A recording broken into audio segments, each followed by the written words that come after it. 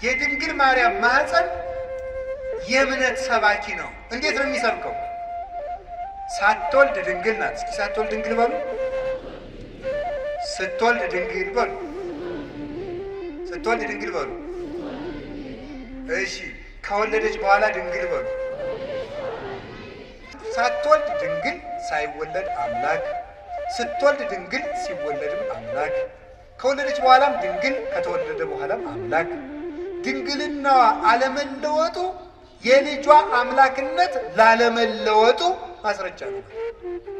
ለማይለወጠው ልጇ ምስክር እንድትሆን እሱ ሰው ቢሆንም አምላክነቱ ስላልተለወጠ እሷም ብትወልድም ድንግልናዋ አልተለወጠም። ለልጇ ምስክር ናት። በስርየተ መክደኛው አነጋግርሃለሁ ማለት አለመለወጤን የማልለወጥ አምላክ መሆኔን በማይለወጠው በእናቴ ድንግልና እነግርሃለሁ፣ አስተምርሃለሁ ማለት ነው። ሊቃውንት ሐዋርያውያን አበውን የተከተሉ ሊቃውንት ማርያም ናት፣ የምስራቂቱ በር ማርያም ናት። ደሞስ ምን ይጎልባታል ብትባል ዮሐንስ 8:12 ላይ እኔ የዓለም ብርሃን ነኝ አለ። እሱ የዓለም ብርሃን ከሆነ ልጇ እመብርሃን የምትባል ምንድን ነው? በዚያውም የዓለም ብርሃን ኢትዮጵያ ናት የምትሉ ሰዎች አርፋችሁ ተቀምጡ። ኢትዮጵያ የዓለም ብርሃን የሚባል የጅል ስብስብ ነው። የምሬን ነው። የዓለም ብርሃን ክርስቶስ ነው እንጂ ኢትዮጵያ የዓለም ብርሃን ሆናም አታውቅም፣ አትሆንም። የዓለም ብርሃን ማን ነው? ክርስቶስ በሉ። የዓለም ብርሃን ማን ነው? ክርስቶስ። ኢትዮጵያ የዓለም ብርሃን አይደለችም። ማን ያላችሁ እንደዚህ? ከቤተ ክርስቲያን ሰውን ለማጥፋት የሚዘየድ ስብስብ ነው። ብር ካጣችሁ ነግዱ። እኔ እውነቴን ነው። ነግዱ፣ ስሩ። እንደ እውነቴን ነው። የኢትዮጵያ ሰው ብር መናቅ ይወዳል፣ ስራ መናቅ ይወዳል። ብር ደግሞ ለ2 ሺህ ብር ይላል። ወይ ጥቅ እንዲሁ እናንተ። አንዳንዱ ደግሞ ኩራት ራት ነው ይላል። እንዲሁ ከመጨረቱ ወዲህ ነው ራቱ ነው የሚያውቁ ኩራት። እንዲሁ እስቲ እንዲሁ እስቲ ቅመሰው እንዲሁ እየኮራ 3 ቀንተኛና እንዲሁ ሲለበልብ ታገኘዋል። እንዲሁ እውነቴን ነው። ስሩ ልክ ኩራት ራቱ ነው አያውቅም። በስመ አብ ወወልድ ወመንፈስ ቅዱስ አሐዱ አምላክ ይትባረክ እግዚአብሔር አምላክ አበዊነ ቅዱሳን ዘሰብሐ ምሕረቱ ላዕሌነ። ይቅርታውን ቸርነቱን ምሕረቱን በእኛ ላይ ያጸና የአባቶቻችን አምላክ ቅዱስ እግዚአብሔር ስላደረገልን በጎ ነገር ሁሉ ስሙ የተመሰገነ ይሁን። የእናታችን የቅድስት ድንግል ማርያም የቅዱስ መስቀሉ የቅዱሳን መላእክት የነቢያት የሐዋርያት የሰማዕታት የጻድቃን የደናግል የመነኮሳት ረድኤት አይለየን። የተከበሩ አባታችን መላከ ገነት መዝገቡ ላቀው የዚህ ታላቅ ደብር አስተዳዳሪ፣ የተከበራችሁ አባቶቻችን ሊቃውንት፣ ካህናት አባቶች፣ ወንድሞች፣ ዲያቆናት፣ የእግዚአብሔር ቤተሰቦች ሁላችሁ አንድ አምላክ በሚሆን በአብ በወልድ በመንፈስ ቅዱስ ስም እንደምን ሰነበታችሁ? እንደምን ዋላችሁ? እንደምን አመሻችሁ? ልዑል እግዚአብሔር ፈጣሪያችን በቸርነቱ ቀን ስለጨመረልን ስሙ የተመሰገነ ይሁን። አሁን በጣም አምሽቼ ስለመጣሁ ይቅር በሉኝ። ያመሸሁት ጉባኤ ነው። በእርግጥ እየበላው አይደለም ያመሸሁት፣ ጉባኤ ነው ያመሸሁት። ሰዓሊተ ምሕረት ቤተ ክርስቲያን ጉባኤ የነበረ በአዳራሽ ውስጥ የሚካሄድ ጉባኤ ነበረ። እዚያ ውስጥ ቆይቼ ወስብሐት ለእግዚአብሔር ብዬ ነው የመጣሁት። ስለዚህ ይቅርታ አድርጋችሁልኛል ማለት ነው አይደል? እሺ፣ እግዚአብሔር ይቅር ይበለኝ። እሺ፣ ጉባኤ ክቡር ስለሆነ ማለት ነው። አሁን ትምህርታችን እግዚአብሔር የፈቀደልንን ያህል እንማማራለን። ስለምንማማረው የእግዚአብሔር ታቦት በሚል ርዕስ ነው የምንማማረው። እስኪ በሉ ድገሙ፣ ድገሙ። እሺ፣ የእግዚአብሔር ታቦት ኦሪት ዘጸአት ምዕራፍ 25 ከቁጥር 1 ጀምሮ ያለውን ነው የምንማማረው። ስለ ታቦት ያስፈልጋል አያስፈልግም የሚል ትምህርት ከሆነ እናውቀዋለን ብላችሁ ትምህርቱን ገመታችሁ እንዳትጨርሱት። እሺ፣ የእግዚአብሔር ታቦት በሚል ርዕስ ነው የምንማማረው። ይሄ የእግዚአብሔር ታቦት የሚለው ታቦት ማለት ቃል በቃል ሲተረጎም ማደሪያ ማለት ነው። ማደሪያ፣ ማረፊያ፣ መግቢያ፣ መኖሪያ ማለት ነው ትርጉሙ። ታቦት ማለት እሱ ነው። ማረፊያ፣ ማደሪያ፣ ማለት ነው።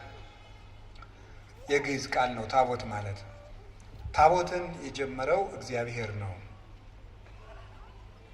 በላይ እግዚአብሔር በሰማይ ነው ታቦትን የጀመረ። በላይ በሰማይ ታቦት አለ። ራዕየ ዮሐንስ ምዕራፍ 11 ቁጥር 19 ላይ እንደምናነበው ሰማያት ተከፍተው በእግዚአብሔር ፊት የቃል ኪዳን ታቦት እንዳለ ቅዱስ ዮሐንስ በራእዩ ነግሮናል። እንግዲህ ራዕየ ዮሐንስ ምዕራፍ 11 ቁጥር 19 ላይ ያለው ታቦት ከሙሴ ታቦት የሚቀድም ነው። በምድር ላይ ያለው የታቦት ታሪክ በሙሴ ጊዜ ይጀምራል። ከዚያ በፊት የኖህ መርከብ ታቦት ትባላለች። እሷም ታቦት የምትባለው ስለዚህ ልዩነት ግን አለው። ያ ታቦት ይሄ ታቦት የተባለበት ከዚህ ሁሉ በፊት እግዚአብሔር ታቦት በሰማይ ሰርቶ አስቀምጧል። ለምን? የሙሴ ታቦት ከሰማዩ ታቦት የተቀዳ ነው። ቅዱስ ያሬድ ይህን ሲናገር ቀዳሚሃ ለጽዮን ሰማይ ሳረረ ወበዳግም አርአዮ ለሙሴ ዘከመ ይገብር ግብራ ለደብተራ ይላል።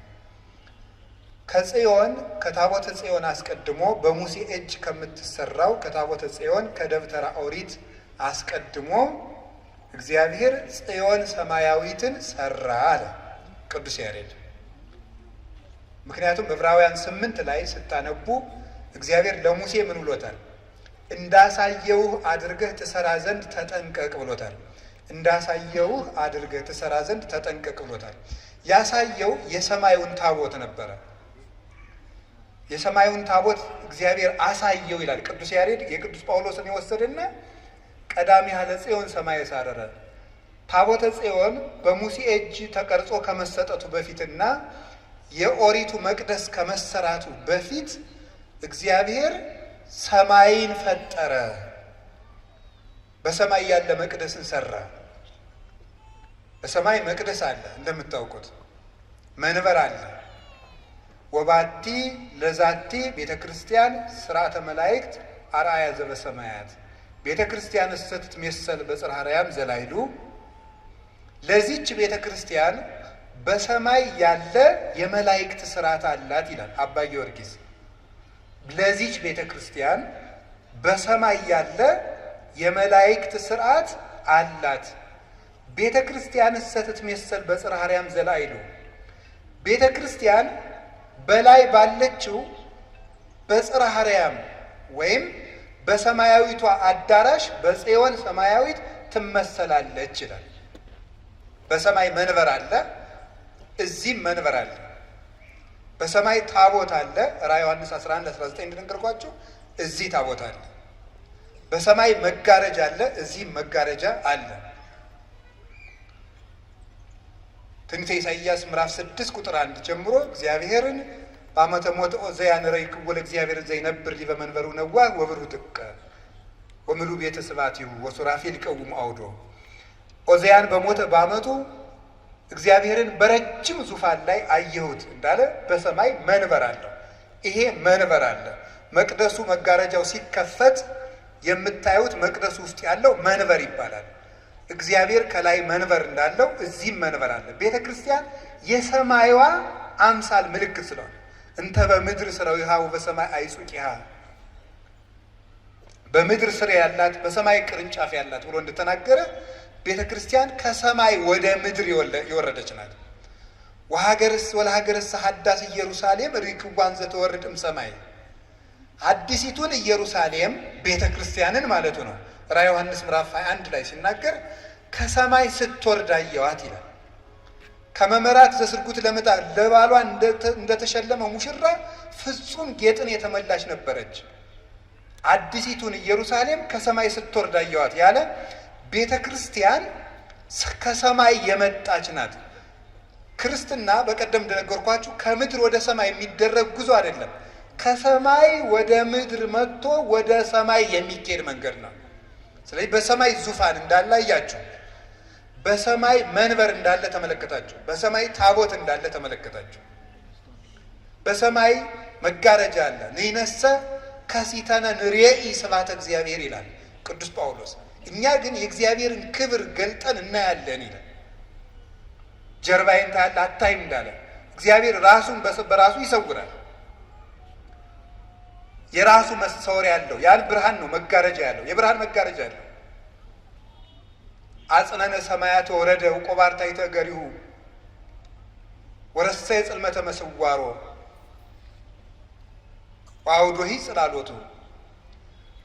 በኪሩቤል ላይ ተጭኖ በረረ ወሰረረ በክነፈ ነፋስ። በኪሩቤል ጀርባ ላይ ተጫነ፣ ከዚያም በረረ፣ በነፋስ ክንፍ ተጭኖ በረረ።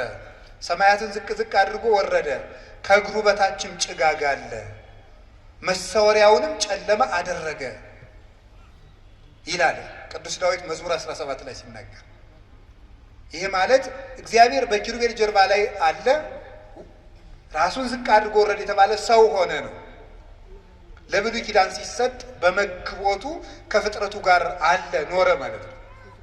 ግን በምድር ስለኖረ ደግሞ ወቆባርታይተ እገሪሁ እግረ ባህሪውን መመርመር እንዳይቻል ከእግሩ በታች ጭጋግ አለ ማለት ራሱን በራሱ የሚሰውርበት ባህሪያዊ ግብር አለው ማለት ነው። ለኪሩቤልም አይመረመርላቸውም፣ በርቀተ መላእክትም አይመረመርም ማለት በነፋስ ክንፍ ተጭኖ በረረ ማለት በነፋስ በረረ ማለት ነፋስ ክንፍ ኑሮት አይደለም፣ ፈጣን ነው። በነፋስ ክንፍ የፈጠነ እንደማይደረስበት እግዚአብሔር ባህሪው አይመረመርም። መሰወሪያውን ጨለማ አደረገ፣ አይታወቅም። ስለዚህ መጋረጃ የእግዚአብሔር አይመረመርነት ምሳሌ ነው። ለሊከ ኪያከ አንጦላይከ ወለሊከ ብከ ተከደንከ ስውር ብከ እበይከ አልቦ ዘየአምረከ ለሊከ ትጠይቅ ርእሰከ። ራስህን በራስህ ትጋርዳለህ። ራስህ በራስህ የተሰወረ ነው። አንተን የሚያውቅ ከቶ ማንም የለም። አንተ ራስህን ታውቃለህ ይላል ዮሐንስ ወልደ ነጎድጓድ በቅዳሴው ሲናገር። መጋረጃ ቤተ ክርስቲያን ውስጥ ያለው መጋረጃ የእግዚአብሔር አይመረመሬነት ምሳሌ ነው። እግዚአብሔር አለመመርመሩን አለመታወቁን የሚያስረዳ ነው። ዙፋኑ ክብሩን ጌትነቱን የሚያስረዳ ነው። ታቦቱ መስዋዕት ተቀባይነቱን የሚያስረዳለት ነው። መስዋዕት መቀበሉ። ሱራፌል በዙሪያው ይቆማሉ። ሱራፊ ማለት እሳታዊ ማለት ነው የቃሉ ትርጓሜ። በአንድ በኩል አጣኝ ተብሎም ይተረጎማል። 24 ናቸው። ራዕየ ዮሐንስ ምዕራፍ 4 ቁጥር 1 ጀምሮ እንደምናነበው ሱራፌል 24 ናቸው። ምዕመናን አንድ ነገር ልንገራችሁ። ማስታወሻ የምትይዙ ምዕመናንን አያለው። ማስታወሻ ስትይዙ ጥቅስ ብቻ አትያዙ። እሺ፣ ጥቅሱን ለምን እንደጠቀሳችሁት አይገባችሁማ። ቁጥር ብቻ ተጽፎ ማለት ሐሳቡን ከነ ቁጥር ነው መጻፍ። ገባችሁ? ያው እናት ለሁሉ እንደምትጨነቅ መምህር ለሁሉም ማሰብ አለበት ነው። መናገሬን ሳይሆን መያዛችሁን ማሰብ ስላለብኝ ነው። ስለዚህ ማስታወሻ ስትይዙ ቁጥር ብቻ አትይዙ። ሐሳቡን ትጽፉና እዚያ ቁጥር ስትጽፉ ቁጥሩ ለምን ጉዳይ እንደተጻፈ ታውቃላችሁ። የመጽሐፍ ቅዱስ ኃይለ ቃል ለብዙ ምስጢር ስለሚጠቀስ ማለት ነው። አንዱ ኃይለ ቃል ብዙ ምስጢር ስላለው። እሺ፣ ስለዚህ ዙፋን ነገርኳችሁ፣ መጋረጃ ነገርኳችሁ፣ ታቦት ነገርኳችሁ። ሱራፌል ደግሞ አለ። ሱራፌል 24 ሽማግሌዎች ይላቸዋል። ሽማግሌ የሚለው ልብ በሉ፣ በግሪኩ ሽማግሌ የሚለው ቃል በዚህ ልሂቅ ማለት ነው። ልሂቅ ማለት ታላቅ ቄስ ማለት ነው እንጂ ሽማግሌ አረጋዊ በእድሜ የጎለመሰ ማለት አይደለም። በግሪኩ ሽማግሌ የሚለው ቄስ ተብሎ ነው የሚተረጎመው። አባት የበላይ ማለት ነው። ኢልደር የሚለው የእንግሊዘኛው ዝም ብሎ ሽማግሌ ብሎ ወስዶታል። ሐሳቡ ግን ግሪክኛው መጽሐፍ ቅዱስ ትልቅ ሽማግሌ የሚለው ቄስ ማለት ነው። አሁን ከምዕመናን የታመመ ቢኖር ሽማግሌዎችን ይጥራ ሲል ቄስ ማለት ነው። ልሂቅ ታላቅ የበላይ ማለት ነው። ስለዚህ 24 ሽማግሌዎች ናቸው። 24 ለምንድን ነው የሆኑት? 25 ለምን አይሆኑም? 23 ለምን አይሆኑም? ለዚህ ኦርቶዶክሳዊት ቤተክርስቲያን የመጻሕፍትን ልብ የምታውቅበት ቁልፍ አላት። 24 የሆነበት ምክንያት 24 ሰዓት በምድር ለምታገለግለው ቤተክርስቲያን መነሻ እንዲሆኑ ነው።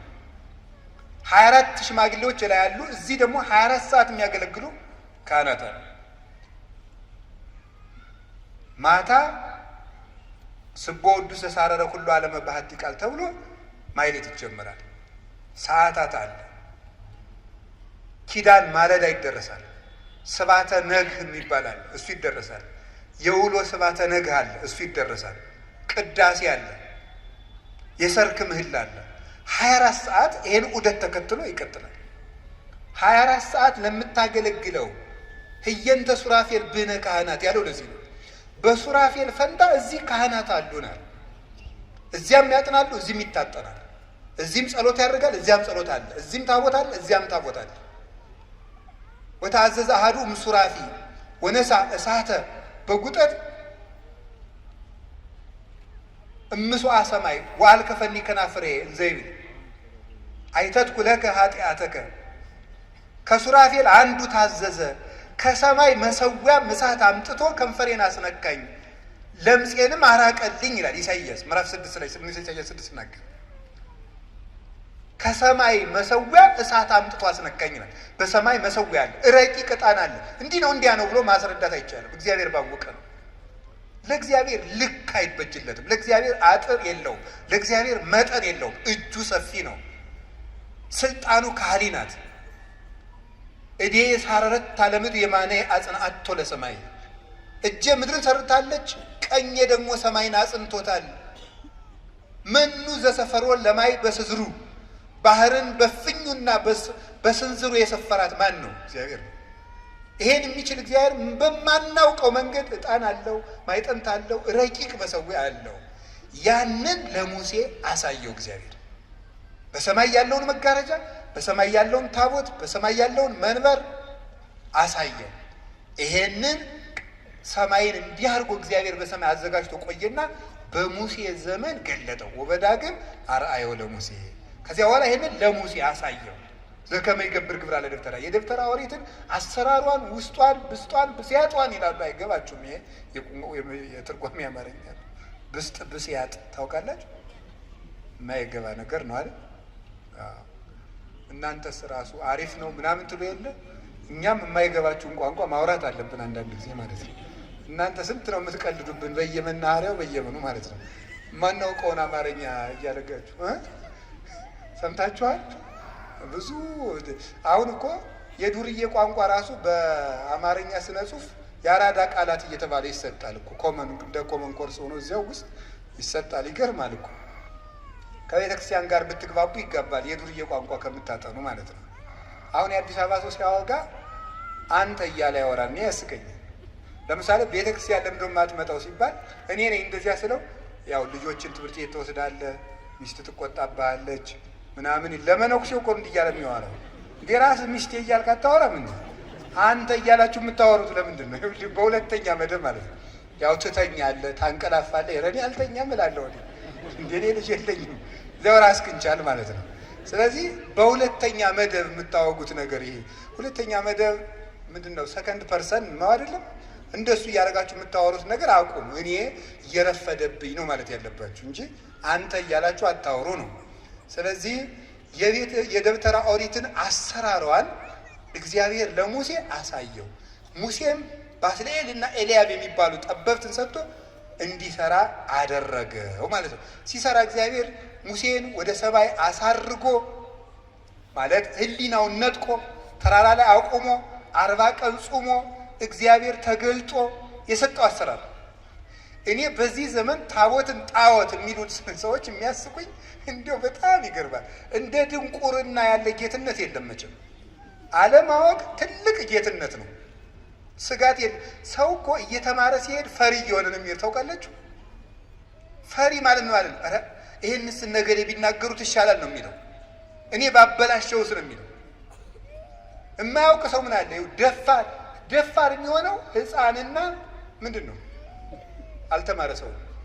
ያልተማረ ሰው ደፋር ነው። ቁንጫ፣ ዝንብ ያልተማረ ሰው አንድ ነው። እንደ እውነቴን ነው። ቁንጫ አሁን ዘሎ የጳጳስ ቆብ ላይ ቁጭ ሊል ይችላል። ምን አገባው? ቁንጫ ምን ዝንብም እንደዚህ ነው። ሬት ቆይቼ ነው አትል ምን አትል። የፈለጋት ቆሻሻ ቦታ ቆይታ መጣ የሰዎቹ ማዕድ ላይ ቁጭ ትላለች። እንደ ያልተማረ ሰው እንደዚያ ነው። ደፋር ነው። ቁጭ ልበል ከእውቀት ማዕድ ላይ እንደው ደርሶ ቁጭ ይላል። ሀፍረት ራሱ የለውም። ሰው እኮ ቢችል ማወቅ፣ ካላወቀ መጠየቅ፣ ካልጠየቀ ደግሞ ማፈር ጥሩ ነው። እውነቴን ነው የምነግራቸው። አሁን ታቦት ጣዖት ነው ይላሉ ሰዎች። እግዚአብሔር ታቦትን የሰጠ ማን ነው? አሰራሩን የተናገረ ማን ነው? ታዲያ ታቦት እንዴት ጣዖት ሆነ ስትሏቸው አይ በሐዲስ ኪዳን ነው እንጂ በብሉይ ኪዳን እኮ አይደለም ይላል። ያ ማለት ምን ማለት መሰላችሁ? ሲገለበጥ እሺ የሐዲስ ኪዳኑ ታቦት አልፏል ብለን እንኳን እንደነሱ ብናወጋ ምን የሚል ሐሳብ አለው? ታቦት ጣዖት ነው ይላል ነው። አዎ መቼ? ዛሬ። በብሉይ ኪዳንሳ ነበር። እሺ ታቦት ዛሬ ጣዖት ከሆነ እግዚአብሔር በብሉይ ኪዳን ዘመን ጣዖት እያመለክን እንድንቆይ ይፈቅዱናል ማለት ነው? አይፈቅድም። ምክንያቱም የሰጠ ታቦትን ማን ነው? እግዚአብሔር እስከ ተወሰነ ጊዜ ድረስ ጣዖት አምልኩ ይላል።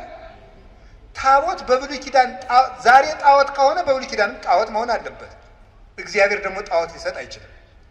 በብሉይ ኪዳን ጣዖት ካልነበረ ዛሬም ጣዖት የሚሆንበት ምክንያት የለም። ታቦት የምታመልክ ቤተ ክርስቲያንም የለችም። ቤተ ክርስቲያን ታቦት አታመልክም። የምታመልከው ክርስቶስን ብቻ ነው። ማርያምን አታመልክም፣ ሚካኤልን አታመልክም፣ ገብርኤልን አታመልክም፣ አርሴማን አታመልክም፣ ገብረ መንፈስ ቅዱስን አታመልክም። እነዚህ የወንጌል ምልክቶች ናቸው። መጽሐፍ ቅዱስን እንዲሁ እኮ ይገርማል። በዘመናዊ ትምህርት እኮ ሲኒየርስ አሉ አይደል? የሉም? አሉ የሉም? አሁን ሲኒየርስ ምንድን ናቸው? መጀመሪያ አንተ ስትማርና ሲያበቃ እንዴት እንደሚደረግ ተግባሩን የሚያሳዩ ናቸው። ፕራክቲክም ስትወጡ የሐኪሞቹ ለምሳሌ ኢንተርንሺፕ ነው የሚባለው። ሐኪሞቹ 5ኛ 6ኛ ዓመት ሲሆኑ ከሲኒየር ሐኪሞች ጋር ሆነው ኦፕራሲዮን ሲደረግ ያሉ ያክማሉ። ምን ይላሉ? ምንድን ነው የሚያደርጉት እነዚያ ሰዎች ሲባል እንዲህ በታሪክ የተማሩትን ቲዎሪ ወይም ንድፈ ሐሳብ የሆነውን ትምህርት በተግባር የሚሰሩት ሰዎች ናቸው ሲኒየሮቹ። ቅዱሳን በቤተ ክርስቲያን የሚተረኩበት ምክንያት የጽድቅ ሲኒየሮች ናቸው። ፕራክቲካል ቴዎሎጂ የሚያሳዩን ናቸው። ተግባራዊ ክርስትና። ጠላትን መውደድ እንደማን ነው ብንባል እንደ ገሌ ተብሎ እንድናየው ማለት ነው። የጽድቅ ይውለድ ዋኖቻችሁን ተመልከቱ ብሎናል ቅዱስ ጳውሎስ ዕብራውያን 13 ቁጥር 7 ላይ ዋኖቻችሁን አትርሷቸው፣ የእግዚአብሔርን ቃል ያስተማሯችሁን ዋኖቻችሁን ተዘከሩ መኳንንቲክሙ ዘነገሩክሙ ቃል እግዚአብሔር። እግዚአብሔር ቃል የነገሯችሁ ዋኖቻችሁን አስቡ፣ በጎ ስራቸውን እያያችሁ ምሰሏቸው ይላል። እንዴት እንደሚኖር መምህር ወንጌልን ያስተምረናል። ገድለ ቅዱሳን ደግሞ ወንጌል እንዴት እንደሚኖር የተግባር ወንጌልን የሚያሳዩ ናቸው። ጻድቅ ለእንስሳ እንኳን ይራራል ይላል ሰሎሞን መጽሐፈ ምሳሌ ላይ። ለእንስሳ ሲራሩ አቡነ ገብረ መንፈስ ቅዱስ እናያለን፣ አቡነ ተክለ ሃይማኖትን እናያለን። ለእባብ እንኳን የሚራሩ እናያለን እና አቡነ በጸሎተ ሚካኤልን እናያቸዋለን። እነዚህ የወንጌል ምልክቶች ናቸው። የምናስባቸው መልካም ነገራቸውን እያየን እንድንከተል ነው። በቤተ ክርስቲያን ውስጥ ታቦት የሚመለክባት ኦርቶዶክስ ቤተክርስቲያን የለችም። የሚመለከው ክርስቶስ ነው። በታቦቱ ላይ የሚጻፈው ስምም የኢየሱስ ክርስቶስ ነው። ከመለስሙ ለእግዚእነ ኢየሱስ ክርስቶስ ይስክር ኩሉ ብርክ ዘውስተ ሰማይ ወዘውስተ ምድር ወዘበታሕቲሃ ለምድር የሚለው ፊልጵስዩስ ምዕራፍ 2 ቁጥር 8 ላይ ያለው ለኢየሱስ ክርስቶስ ከሰማይ በላይ ከምድር በታች በምድርም ያለው ጉልበት ሁሉ ሊሰግድ ይገባል የሚለው የሚጻፍበት። ስለዚህ በብሉይ ኪዳን እግዚአብሔር ታቦትን ለምንድን ነው የሰጠ ስትሉ የሰማይ ስርዓትን ለማሳተፍ ነው። የሰማይ ስርዓትን ለማሳተፍ እግዚአብሔር ለሕዝቡ ቅርብ መሆኑን ለማሳየት ነው። ታቦት ሰጠ። መስጠት ቅርብ ወዳጅነት ነው። መስጠት ቅርብ ወዳጅነት ነው። መቀበልም ወዳጅነት ነው። ከምትጠሉት ሰው ወደ ስጦታ አትቀበሉ። ዕቃ ከመቀበል ልብን መቀበል ይቀድማል። ዕቃን ከመስጠትም ልብን መስጠት ይቀድማል። ስለዚህ መስጠትና መቀበል የፍቅር ምልክት ነው። እግዚአብሔር ታቦት ሰጠ። ቅርብነቱን አባትነቱን እግዚአብሔር ከኛ የራቀ አይደለም እንዲሉ ነው። 400 ዓመት በመከራ የኖሩ እስራኤላውያን እግዚአብሔር ሩቅ አይደለም ከኛ ጋር ነው እንዲሉ ታቦቱ ላይ ብርሃን እያሳረፈ ደመና እየከበበ ያሳያቸዋል። በታቦቱ ደግሞ በግ እያረዳችሁ አቅርቡልኝ፣ ርግብ አቅርቡልኝ፣ የበግ ደም የፍየል ደም አምጡልኝ ይላቸዋል። እግዚአብሔር የፍየል ደም፣ የበግ ደም፣ የወይፈን ደም፣ የኮርባ ደም፣ የርግብ ደም ርቦት፣ ስንዴ ርቦት፣ ወይን ርቦት ጠምቶት አይደለም አቅርቡ የሚለው። ምን ማለት ነው? አንድ ሰው አንዲት ድሃ ለአንድ ንጉሥ እችን እንደው ቅመስልኝ ብትለው ንጉሱ ቢቀበላት ምን ያህል ደግ ንጉሥ ነው፣ የድሃይቱን ገንዘብ ተቀበለ ተብሎ ይደነቃል። እግዚአብሔር ይሄን አምጡልኝ የሚለው ደግነቱን እንደሚወደን ለመግለጥ ነው። እንደሚወደን የምትወዱትን ሰው ስጦታ ትቀበላላችሁ። እግዚአብሔር እንደሚወደን ለማመልከት በታቦቱ ስጦታ ይቀበል ነበር።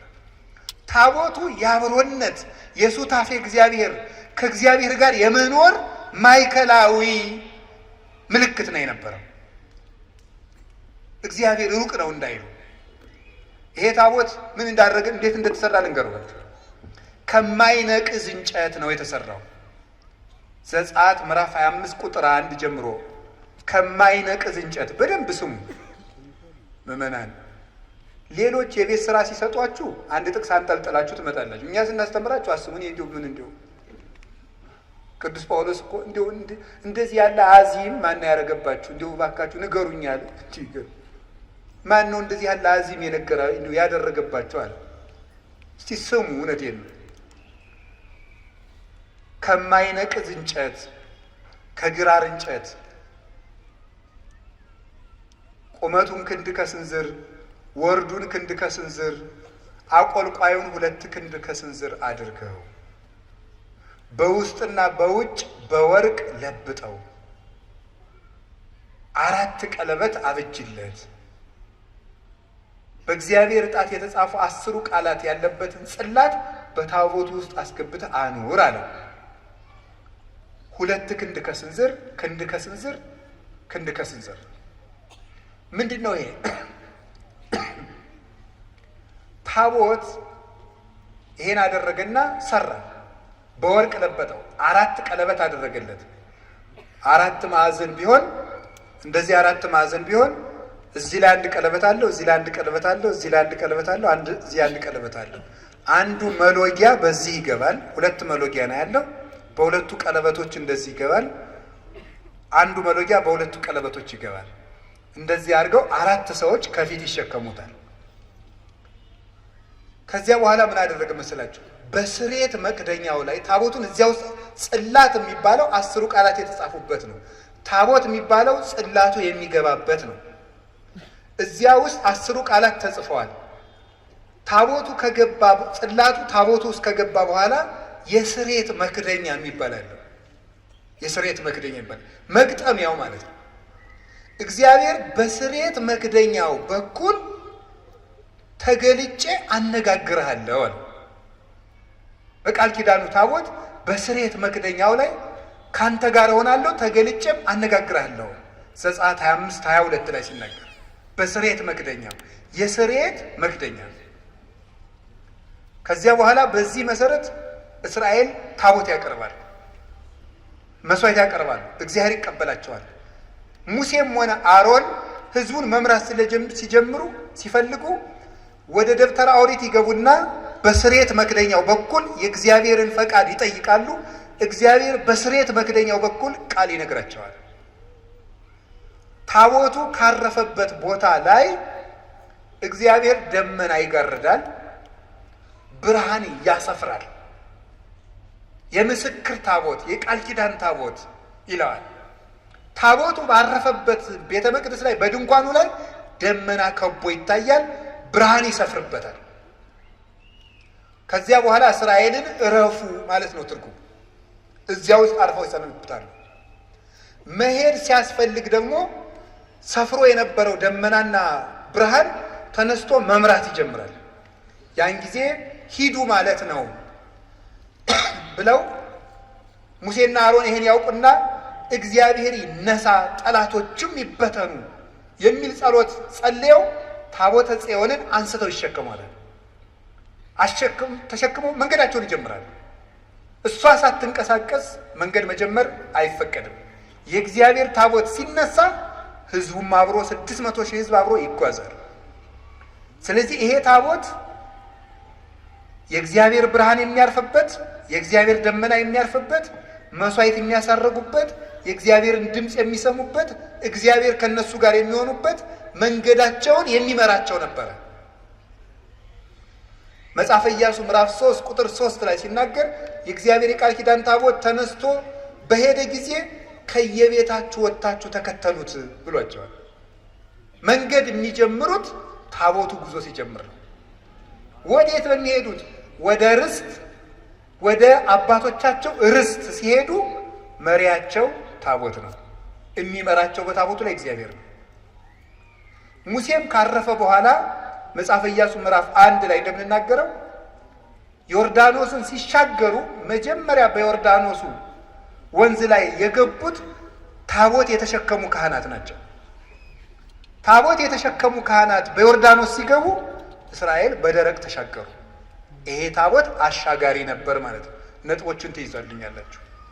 ከእግዚአብሔር ጋር የሚነጋገሩበት ነበር። የኃጢአት ይቅርታ የሚያገኙበት ነበር። የእግዚአብሔር ብርሃን የሚሰፍርበት ነበር። የእግዚአብሔር ደመና የሚከበው ነበረ። የመንገዳቸው መሪ ነው። ወንዝ አሻጋሪያቸው ነበረ። ቀጥለው ኢያሪኮ ሲደርሱ ኢያሪኮ በግንብ የታጠረች ናት። የኢያሪኮን ግንብ ለማፍረስ እልል እያሉ የዘሩት ታቦቱን ተሸክመው ታቦት ተሸክመው ሲዘሩ የኢያሪኮ ግንብ ፈረሰላቸው። ስለዚህ ርስት እንዳይወርሱ አጥር የሆነባቸውን ግንብ ያፈረሱት ታቦት ተሸክመው ዙረው ለእግዚአብሔር እልልታ አቅርበው እንዲህ ብለው ምድረ ርስት ገቡ። ምድረ ርስት ገቡ ከእግዚአብሔር ጋር ሲታረቁበት፣ ቃለ እግዚአብሔር ሲሰሙበት፣ ይቅርታ ሲያገኙበት፣ ጠላት ሲያሸንፉበት ኖሩ። እንዲህ እያለ ከዛሬው ታሪክ ይደርሳል። እንደተማራችሁት በየደብሩ በዛሬው ጊዜ የኤሊ ልጆች በደሉ። ተምራችሁታል በየደብሩ። የዛሬው ሐሳቤን የሌላ ስለሆነ የእነሱ ታሪክ ላይ አላተኩርም። እግዚአብሔርን ሲበድሉ እግዚአብሔር ታቦተ ጽዮን እንድትማረክ አደረገ። ጦርነት መጣ። አፍኒንና ፊናስም አስመሳይ ሆነው ሳለ እውነተኛ ካህናት መስለው ታቦቱን ተሸክመው ሄዱ። ታቦቱን በድለው ታቦቱን ተሸክመውት ሄዱ። እግዚአብሔር ካህናቱን አስገድሎ ታቦተ ጽዮን ተማርካ ሄደች። ታቦት የእግዚአብሔር ከሆነ ለምንድን ነው የሚሰረቀው? ይላል። ራሱን ያልጠበቀ ታቦት እንዴት አንተን ይጠብቃል? ይላል። ለምን ይመስላችኋል? አልመቸው ሲል ነው የሚሰረቀው። እቤት ሌባ ሲበዛ እንዴ ይገርማችኋል እኮ። ምን አንድ የበረሃ አባት የተናገረው ነገራችሁ። እብድ ከደጅ ሆኖ ድንጋይ ሲወረውር በጊዜ ካላስቆምከው እና የመጀመሪያውን ድንጋይ አውጥተህ ካልጣልክ ቀኑን ሙሉ ሲወረውር ከዋለ ድንጋዩ ከቤት ሞልቶ አንተ ወጥተህ ትሄዳለህ። ሲከመር ማረፊያ ታጠና ወጥተህ ትሄዳለህ። እና እብድ የወረወረው ብዙ አለ ነው። ድንጋይ ሲበዛ ሰው ቤቱ ይወጣል። ወጥታ ሄደች። አፍኒንና ፊናስ 3 በደል በድለዋል። ምን የቄስ በደል ምን ያደርግላቸዋል? በደሉ ነው። ተማረከች። ተማርካ ሄደችና ምን አደረገች? የእግዚአብሔር ታቦት የሚማረከው አንድ ከቤት በደል ሲበዛ፣ 2 ተአምራትን ሄዶ ለመግለጥ ነው። ተማርካ የት ሄደች? ፍልስጤም ሄደች። ፍልስጤም ወስደው ምን አደረጉት? ከጣዖት ቤት አስቀመጡት። ሲያስቀምጡት ምን አደረጉ? በበነጋው ዳጎን ሲታይ ዳጎን ማለት ዓይን እያለው ጥሩ ዓይን የተቀረጸለት፣ ጥሩ ጆሮ ያለው፣ ጥሩ ከንፈር ያለው፣ ጥሩ እጅ ያለው፣ ጥሩ እግር ያለው፣ ወርቅ የለበሰ ግን ድንጋይ እንደዚህ ወርቅ የለበሰ እለሰ ይሰማዩ መምህራነ ዘየአምሩ መጻሕፍተ ኢፉድፉዳን እሙንቱ እምዳጎኖሙ ለሰብአ ዛጦን። በቃ አልተረጉም። ለእናንተ አነደዳችሁ ግዕዝ ተማሩ። ዳጎን ማለት ያ ነው። አሁን ለሊቃውንቱ የነገርኳቸው ማለት ነው። ስለዚህ ከዳጎን አጠገብ ሲያስቀምጡት በበነጋው ሲመጡ ዳጎን ከታቦተ ጽዮን ሰግዶ ተገኘ። ተንበርክኮ ኧረ እኔ አይገባኝም ብሎ ሰግዶ ተገኘ። በታቦቱ ላይ ያለው እግዚአብሔር ኃይል ነው። ታቦት እንጨት ነው፣ ታቦት ድንጋይ ነው ይላል እንጂ አሁን እንጨት ነው፣ ግን የሚሰብር እንጨት ነው። ሰብሮ ይጥላል። ይኸው ዳጎንን ሰበረው። እንጨት እኮ ነው፣ የግራር እንጨት ነው ታቦት። ወቁት እንዲሁም ማለት ነው። የግራር እንጨት ነው። ከግራር እንጨት ታቦት ስራ ነው። ግን ኃይል ያለው እንጨት፣ ግን ብርሃን የሰፈረበት እንጨት፣ ግን ደመና የከበበው እንጨት፣ ግን እግዚአብሔር የባረከው እንጨት፣ ግን ወንዝ የሚፈራው እንጨት፣ ተራራ የሚንቀጠቀጥለት እንጨት ወሰዱና እንዴት እንዲህ ምን ሆኖ ነው አያ ዳጎን ብለው በበነጋው ደግሞ ከፍ አድርገው እሱን አንስተው እንዴ ይገርማል። ራሱ የሚወድቅ ደግሞ ታቦተ ጽዮንን ታች አድርገው ተገኙ። ጭራሽ በበነገው የዳጎን እግሩ ለብቻ፣ እጁ ለብቻ፣ ጭንቅላቱ ለብቻ ሆኖ ተቆራርጦ ተገኘ። አንደኛ ሳሙኤል ምዕራፍ 4ን በደንብ አንብቡት። ፍልስጤም ውስጥ እንደደረገ ከዚያ በኋላ የሀገሩን ሰው በሙሉ እባጭ እበጥ በታቸው። እባጭ ማለት ምን እንደሆነ ታውቃላችሁ? እባጭ ማለት የሰው ልጅ የመረቢያ አካሉ ግንድ ነው አበጠ ማለት። መራመድ መንቀሳቀስ አቃተ። አይጣ ላይ ድረስ ነው። ኧረ ትሂድልን ይቺ ታቦታ ነው። አዎ ከጋዛ ወደ አዛጦን፣ ከአዛጦን ደግሞ ወደ ጌት፣ ከጌት ደግሞ ወደ አስቀሎና ላኳት። እንደዚህ ያለ የሀገሩን ሰው ሁሉ እየፈጀች ጠንቋዮች ቢጠየቁ የለም ይችን የእግዚአብሔር ታቦት ካልመለሳችሁ ሰላም አይመጣም ማለት። እሺ ብለው ምን አደረጉ? የወርቅ አይጥ አምጥታባቸው ነው። እንግዲህ የእግዚአብሔር ንብረት መውሰድ የቤት አይጥ ያመጣል። አይጥ አመጣችባቸው። የወርቅ አይጥ ሰሩና እጅ መንሻ ለእግዚአብሔር ሰጥ አድርገው በሁለት ጊደሮች ጀርባ ላይ ጭነው ታቦተ ጽዮንን ሰደዷል። ላሞቹ ወደ ቤታቸው ዘወር ሳይሉ ወደ ግራም ወደ ቀኝም ሳይሉ ታቦተ ጽዮንን ተሸክመው ሄዱ። ሄደች፣ ከአቢዳራ ቤት ገባች። የአቢዳራን ቤት ባረከችለት ታቦተ ጽዮን። አንደኛ ታቦተ ጽዮን አሸንፋ የመጣች ታቦት፣ ሁለተኛ ደግሞ ምን አደረገች? በረከት የሰጠች ታቦት። የአቢዳራን ቤት ባረከች። ከአቢዳራ ተነስታ ደግሞ ወደ ኢየሩሳሌም ስትመለስ በቅዱስ ዳዊት ዘመን ሁለተኛ ሳሙኤል ምዕራፍ 6 ላይ እንደምትመለከቱ ስትመለስ ደግሞ መንገድ ላይ የአቢዳራ ልጆች እየነዱ ሲወስዱ ዘንበል ስትል ኦዛ የሚባለው ሰው ሁለተኛ ሳሙኤል ምዕራፍ 6 ቁጥር 7 ላይ እደግፋለሁ ሲል መልአኩ መጥቶ እጁን ቆረጠው ይላል። ለምን ነው እጁን የቆረጠው? ለምንድን ነው እጁን የቆረጠው? ክህነት ሳይኖረው ታቦትን መንካት ስለማይገባ እጁን። ስለዚህ እዚህ ታቦት እንጨት ነው፣ ግን ሳይገባቸው የሚዳሰሱትን እጃቸውን የሚቆርጥ ነው። ምናልባት ዛሬ ሰርቆ ይኸው እየዳሰስኩት ነው ልትል ትችላለህ። ነፍስን ምን ያህል እንደቆረጣት ግን አታውቅም። ከእግዚአብሔር እንዴት ባለ ሰይፍ ቆርጦ እንደጣለና እንደለየ አታውቅም። የሚሳለቁበትም ይኖራል። ይሄን ነው ታቦት የሚሉት ይላል። እስቲ እኔን ምን አደረገኝ ይላል። ይሄ ማለት ምን ማለት መሰለህ? ክርስቶስን በጥፊ እየመታ እስቲ ክርስቶስ ምን ታደርገናለህ እንደማለት ነው። እና አይሁድ ክርስቶስን በጥፊ እየመቱ ማቴዎስ 27 ላይ ማን ነው የመታ እስቲ ተናገር፣ እስቲ ከመስቀል ውረድ ብለው ስለተሳለቁበት እሱም ምንም ስላላደረጋቸው ክርስቶስ ተሸነፈ ማለት ነው? አይደለም። አንተ ሰው አለ ቅዱስ ጳውሎስ ሮሜ 2 ላይ ትፈቅድኑ ታስተአብዱ ለእግዚአብሔር በብዝኃ ምሕረቱ ወበኦሆ ብሂሎቱ። አንተ ሞኝ እግዚአብሔር ሰላም አውሎ ስላሳደረ እየበደልከው ስላልቀሰፈ እግዚአብሔርን ሞኝ ልትለው ትወዳለህ? እንዲያ ስለታገዝ ትዕግስትን ጅልነት ታደርጋለህ። ወባሕቱ በአምጣነ ኢትኔስ ትዘግ መቅሰፍተ ለርእስከ። ነገር ግን ንስሐ እንዳለመግባት ለራስህ ፍዳን ታከማቻለህ። ኢተአምሩኑ ከመ ሳሂሉ ለእግዚአብሔር ኪያከ ያገርር ሀበ ንስሐ። የእግዚአብሔር ቸርነት አንተን ለምሕረቱ ለመጥራት ነበር እንጂ እንድትጠፋበት አልነበረም ማለት። ስለዚህ የእግዚአብሔር ታቦት ሳይገባቸው የሚነኩትን የሚቆርጥ ነው። ከዳዊት ቤት መጣች። ቅዱስ ዳዊት ትሁቱ የእግዚአብሔር ታቦት ወደ እኔ ትመጣ ዘንድ እንደምን ይቻላል? በሙሉ ኃይል ወለብሰ ኤፉደ ቅኔሁ ዘያህይድ ዓይነ ይላል። ዓይንን የሚበዘብዝ ወርቅ ለብሶ በሙሉ ኃይሉ ነበር የሚዘምረው ቅዱስ ዳዊት እየዘለለ ደስ እያለው የእግዚአብሔር ታቦት ወደ እኔ ሊመጣ አይገባውም ብሎ እየዘለለ አመሰገነ። እንደምታውቁት እዛ ሁለተኛ ሳሙኤል ምዕራፍ 6 ላይ ሜልኮል የምትባለው በመስኮት አይታ ሳቀችበት ይላል። እግዚአብሔር ማህፀኗን ዘጋው። በእግዚአብሔር ታቦት ላይ ለሚቀርብ ምስጋና ተቃውሞን የሚያቀርቡ ሰዎች ማህፀናቸው ይዘጋል።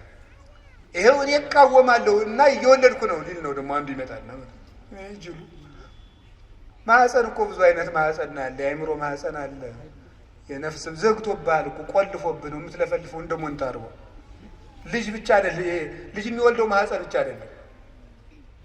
ኢሳይያስ እኮ ትንቢተ ኢሳይያስ ምዕራፍ 46 ላይ ምን ይላል? ጸነስነ በእንተ ፈሪሆትከ ሀመምነ ወለድነ ይላል። አንተን መፍራትን ጸነስን፣ ምጥ ያዘን፣ ወለድን ይላል። ፈሪሃ እግዚአብሔርን መጽነስ አለ፣ ምግባር መውለድ አለ።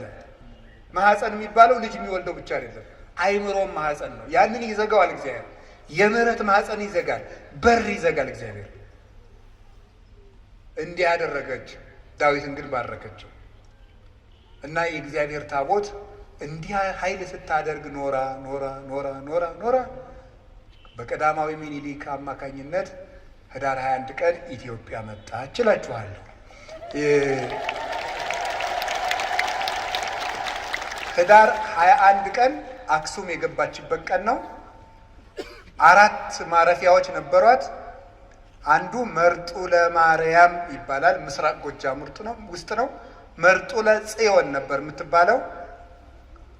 አንዱ ሳፍ ጽዮን ይባላል፣ ጣና ቂርቆስ ነው። እኔ የመጣሁበት ገዳም ነው።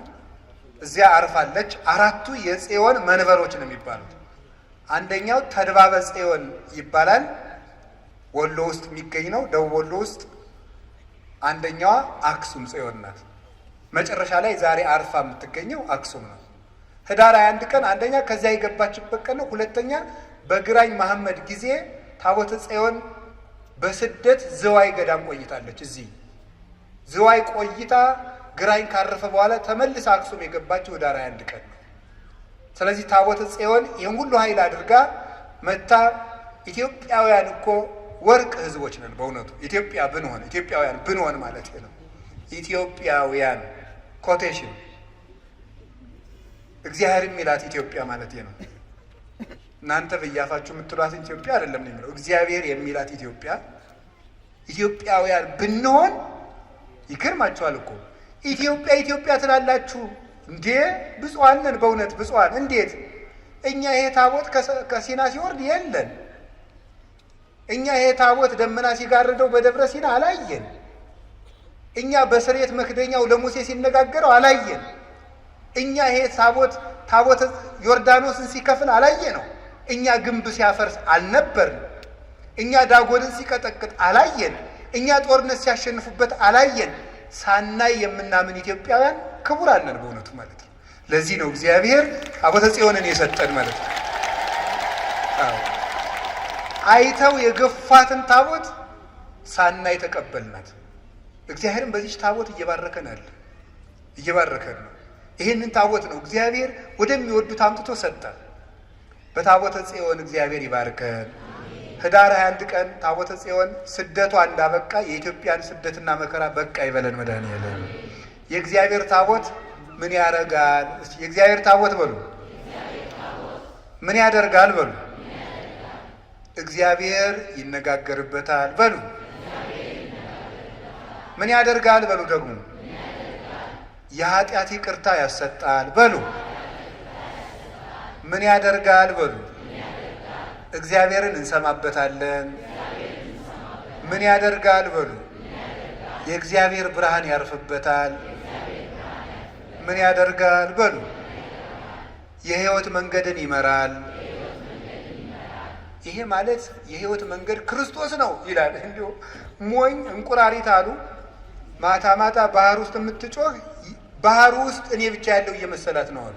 እንዲሁ ይገርማል። ጨዋታ ነው፣ እሺ ጨዋታ ነው። ሰው ነው ያለኝ። የእንቁራሪት ጩኸት የሚጮሃለ እሱ የሚያውቃትን ጥቅስ እኛ ያልገባን የሚመስለው ማለት ነው። በመምህር አምላክ ሊኖር አይደለም እንዴ? አሁን ብድግድና መንገድም ህይወትም እኔ ነኝ ነው ያለ ኢየሱስ ይላል። እኔ ያውቀው የለ እሱን ሞኝ እንዴ? ይሁን አባቶች በዜማ በሰዓታት ሲሉት በሰማቸው ሲመጣ አንቀጽ ለሀባቡ ፍኖት ዘመንገለ ወላዲው ሲሉ ሌሊት ታጥቀው ሲሉት በሰማቸው። ዝም ብሎ በአፍ ብቻ አይደለም እኮ የሚሉት እንዴ። ሞገስነ ወክብርነ ቀርነ መድኃኒትነ እንቅልፋቸውን ከልክለው ነው። በልተው ጠጥተው ሱፍ ለብሰው መጥተው አጊጠው አይደለም የሚሉት። ታጥቀው እንቅልፋቸውን ትተው ሞገስነ ወክብርነ ቀርነ መድኃኒትነ ውእቱ ኢየሱስ ክርስቶስ አሩት ሰናይ መጾር ቀሊል ውእቱ ኢየሱስ ክርስቶስ ፄው ዘአጣሞ ለልሱ ጠረጴዛ ይባላል። ስለዚህ ያ ታቦት የመንገዳቸው መሪ ነበር። እንዳትረሱ የነገርኳቸው ያ ታቦት ወንዝ አሻግሯቸው ነበረ። የእግዚአብሔር ታቦት ምን ያደርጋል? ይመራል። የእግዚአብሔር ታቦት ምን ያደርጋል? ያሻግራል። የእግዚአብሔር ታቦት ምን ያደርጋል? የተዘጋ ግንብ ያፈርሳል። የእግዚአብሔር ታቦት ምን ያደርጋል? ርስት ያወርሳል። የእግዚአብሔር ታቦት ምን ያደርጋል? ዳጎንን ይቀጠቅጣል፣ ትዕቢተኞችን ያዋርዳል። የእግዚአብሔር ታቦት ምን ያደርጋል? አሸንፎ ይመለሳል። የእግዚአብሔር ታቦት ምን ያደርጋል? የገባበትን ቤት ይባርካል። የእግዚአብሔር ታቦት ምን ያደርጋል? የነካውን ሁሉ ይቆርጣል፣ የደፈረውን። የእግዚአብሔር ታቦት ምን ያደርጋል? የተሳለቁበትን በር ይዘጋል። የእግዚአብሔር ታቦት በረከት ያድላል። እግዚአብሔር በረከትን ያድለን። እሺ አሁን ርዕሳችን ምንድን ነው? በሉ ንገሩኝ እንጂ። አቤት አቤት። እሺ ትክክለኛይቱ የእግዚአብሔር ታቦት ማናት? እሱን ነው ማስተማር የፈለግነው። ይሄ ሰም ነው እንግዲህ እስካሁኑ ማለት ነው። የእግዚአብሔር ታቦት ማርያም ናት። እስቲ የእግዚአብሔር ታቦት ማርያም ናት በሉ። የእግዚአብሔር ታቦት ማናት?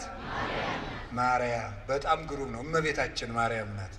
ዛሬ የጥፍ ድርብ ደስታ ነው። በሰንበት ላይ ደብረ ዘይት እንደሚሉት አባቶቻችን ታቦተ ጽዮን ላይ እመቤታችን ያለችበት ነው። የእግዚአብሔር ታቦት ለምንድን ነው የምንላት? እንግዲህ ታቦቱን ከምን አይነት እንጨት ስራው ነው ያለ? አቤት ከማይነቅዝ እንጨት። በላዩ ላይ ምን አድርግበት ብሎታል? ወርቅ በሉ እንጂ። በወርቅ ልብ ከማይነቅዝ እንጨት በሉ። ድገሙ ሁላችሁም፣ አፍ ያላችሁ ሁሉ። ከምን አይነት እንጨት? በላዩ ላይ ምን ጨምርበት? ወርቅ ጨምርበት። ስንት ቀለበት አድርግለት? 4። በጣም ጎበዞች ናቸው። ከዛ በምኑ ላይ አነጋግርሃለሁ? በስሬት መክደኛው ብሉ እንጂ በሞት ይሄን ድገሙት። አቤት ማን ነው የሚያነጋግረው? እግዚአብሔር ይስጣችሁ። እንግዲህ ታቦት ማናት? እመቤታችን በሉ። ምክንያቱ ለምንድን ነው መሰላችሁ?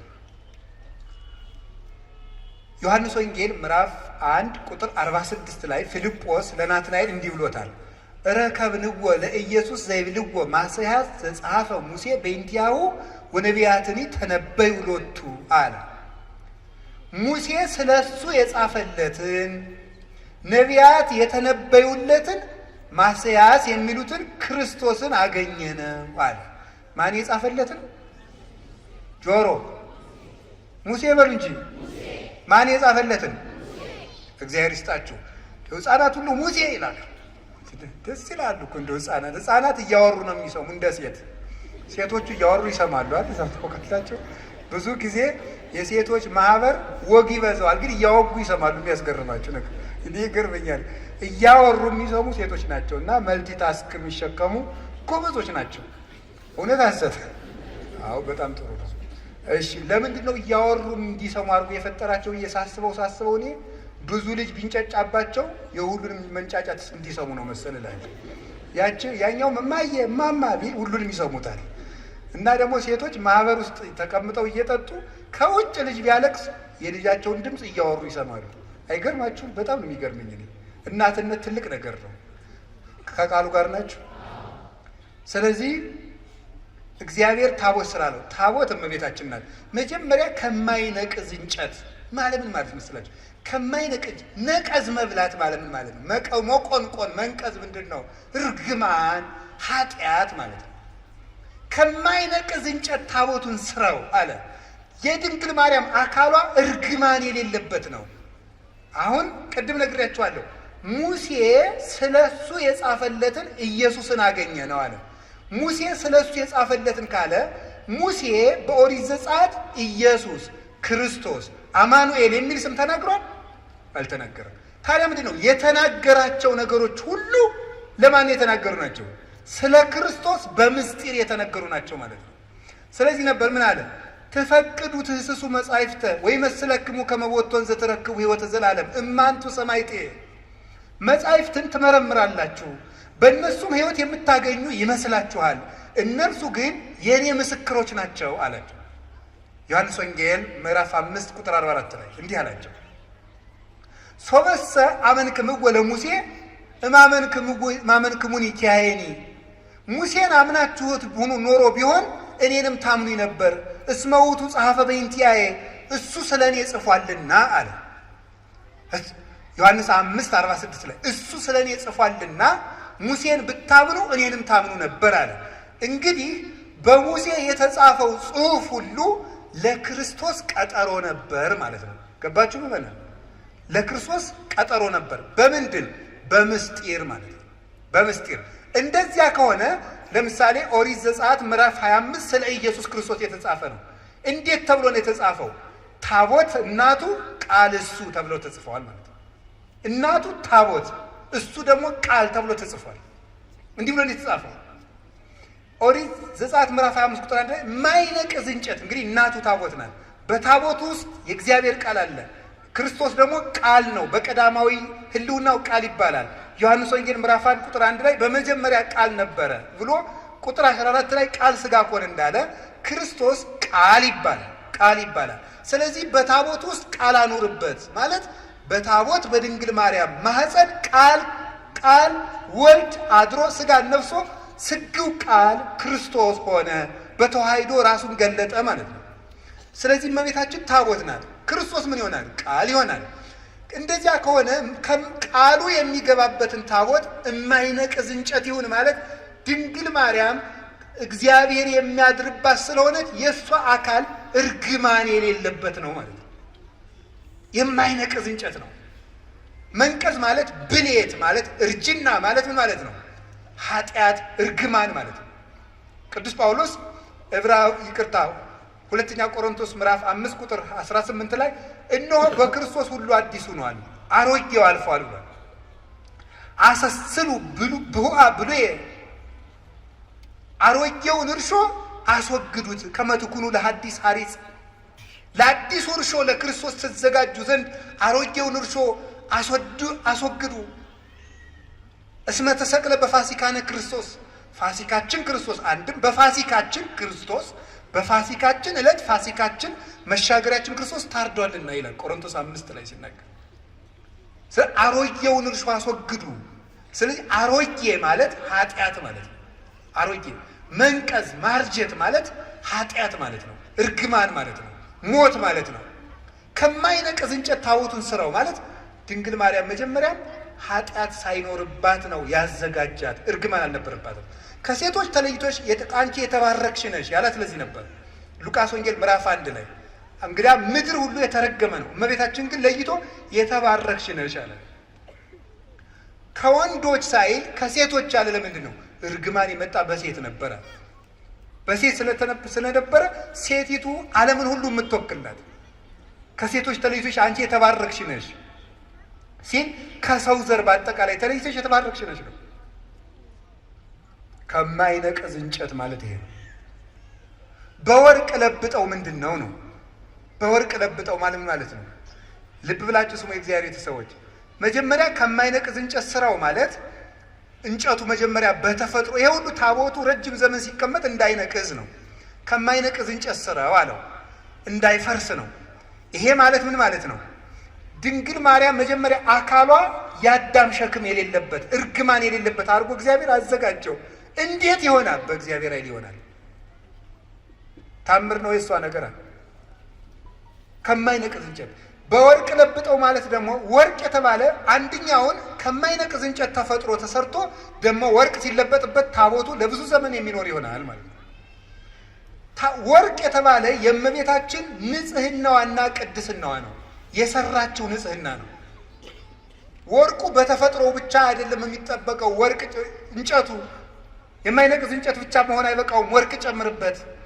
ድንግል ማርያምም መመረጧ ብቻ አይደለም ያስከበራት፣ መመረጧን ተጠቅማ ንጽህና መጨመሯ ነው። ራሷ መስራቷ ነው። መመረጥን መጠበቅ እንጂ መመረጥ አያስደንቅም። መምረጥማ የእግዚአብሔር ነው። መምረጥ የእግዚአብሔር ነው።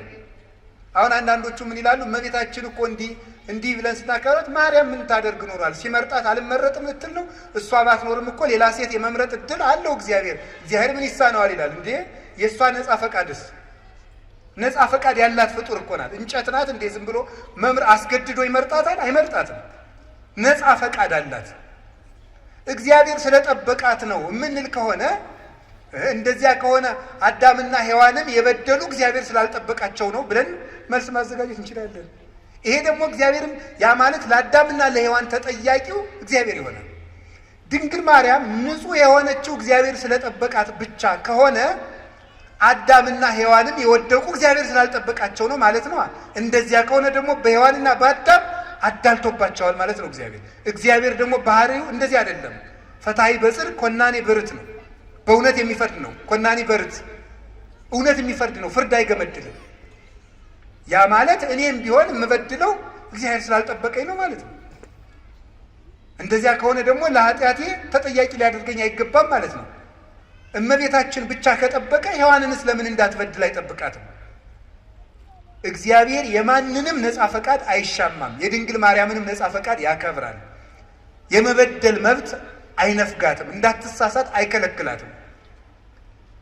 እሷ መጠበቋን መመረጧን አጽንታ በጠበቀች ንጹሕና በጸናች መጠን እግዚአብሔርን በእጁ እየደገፈ ጠበቃት።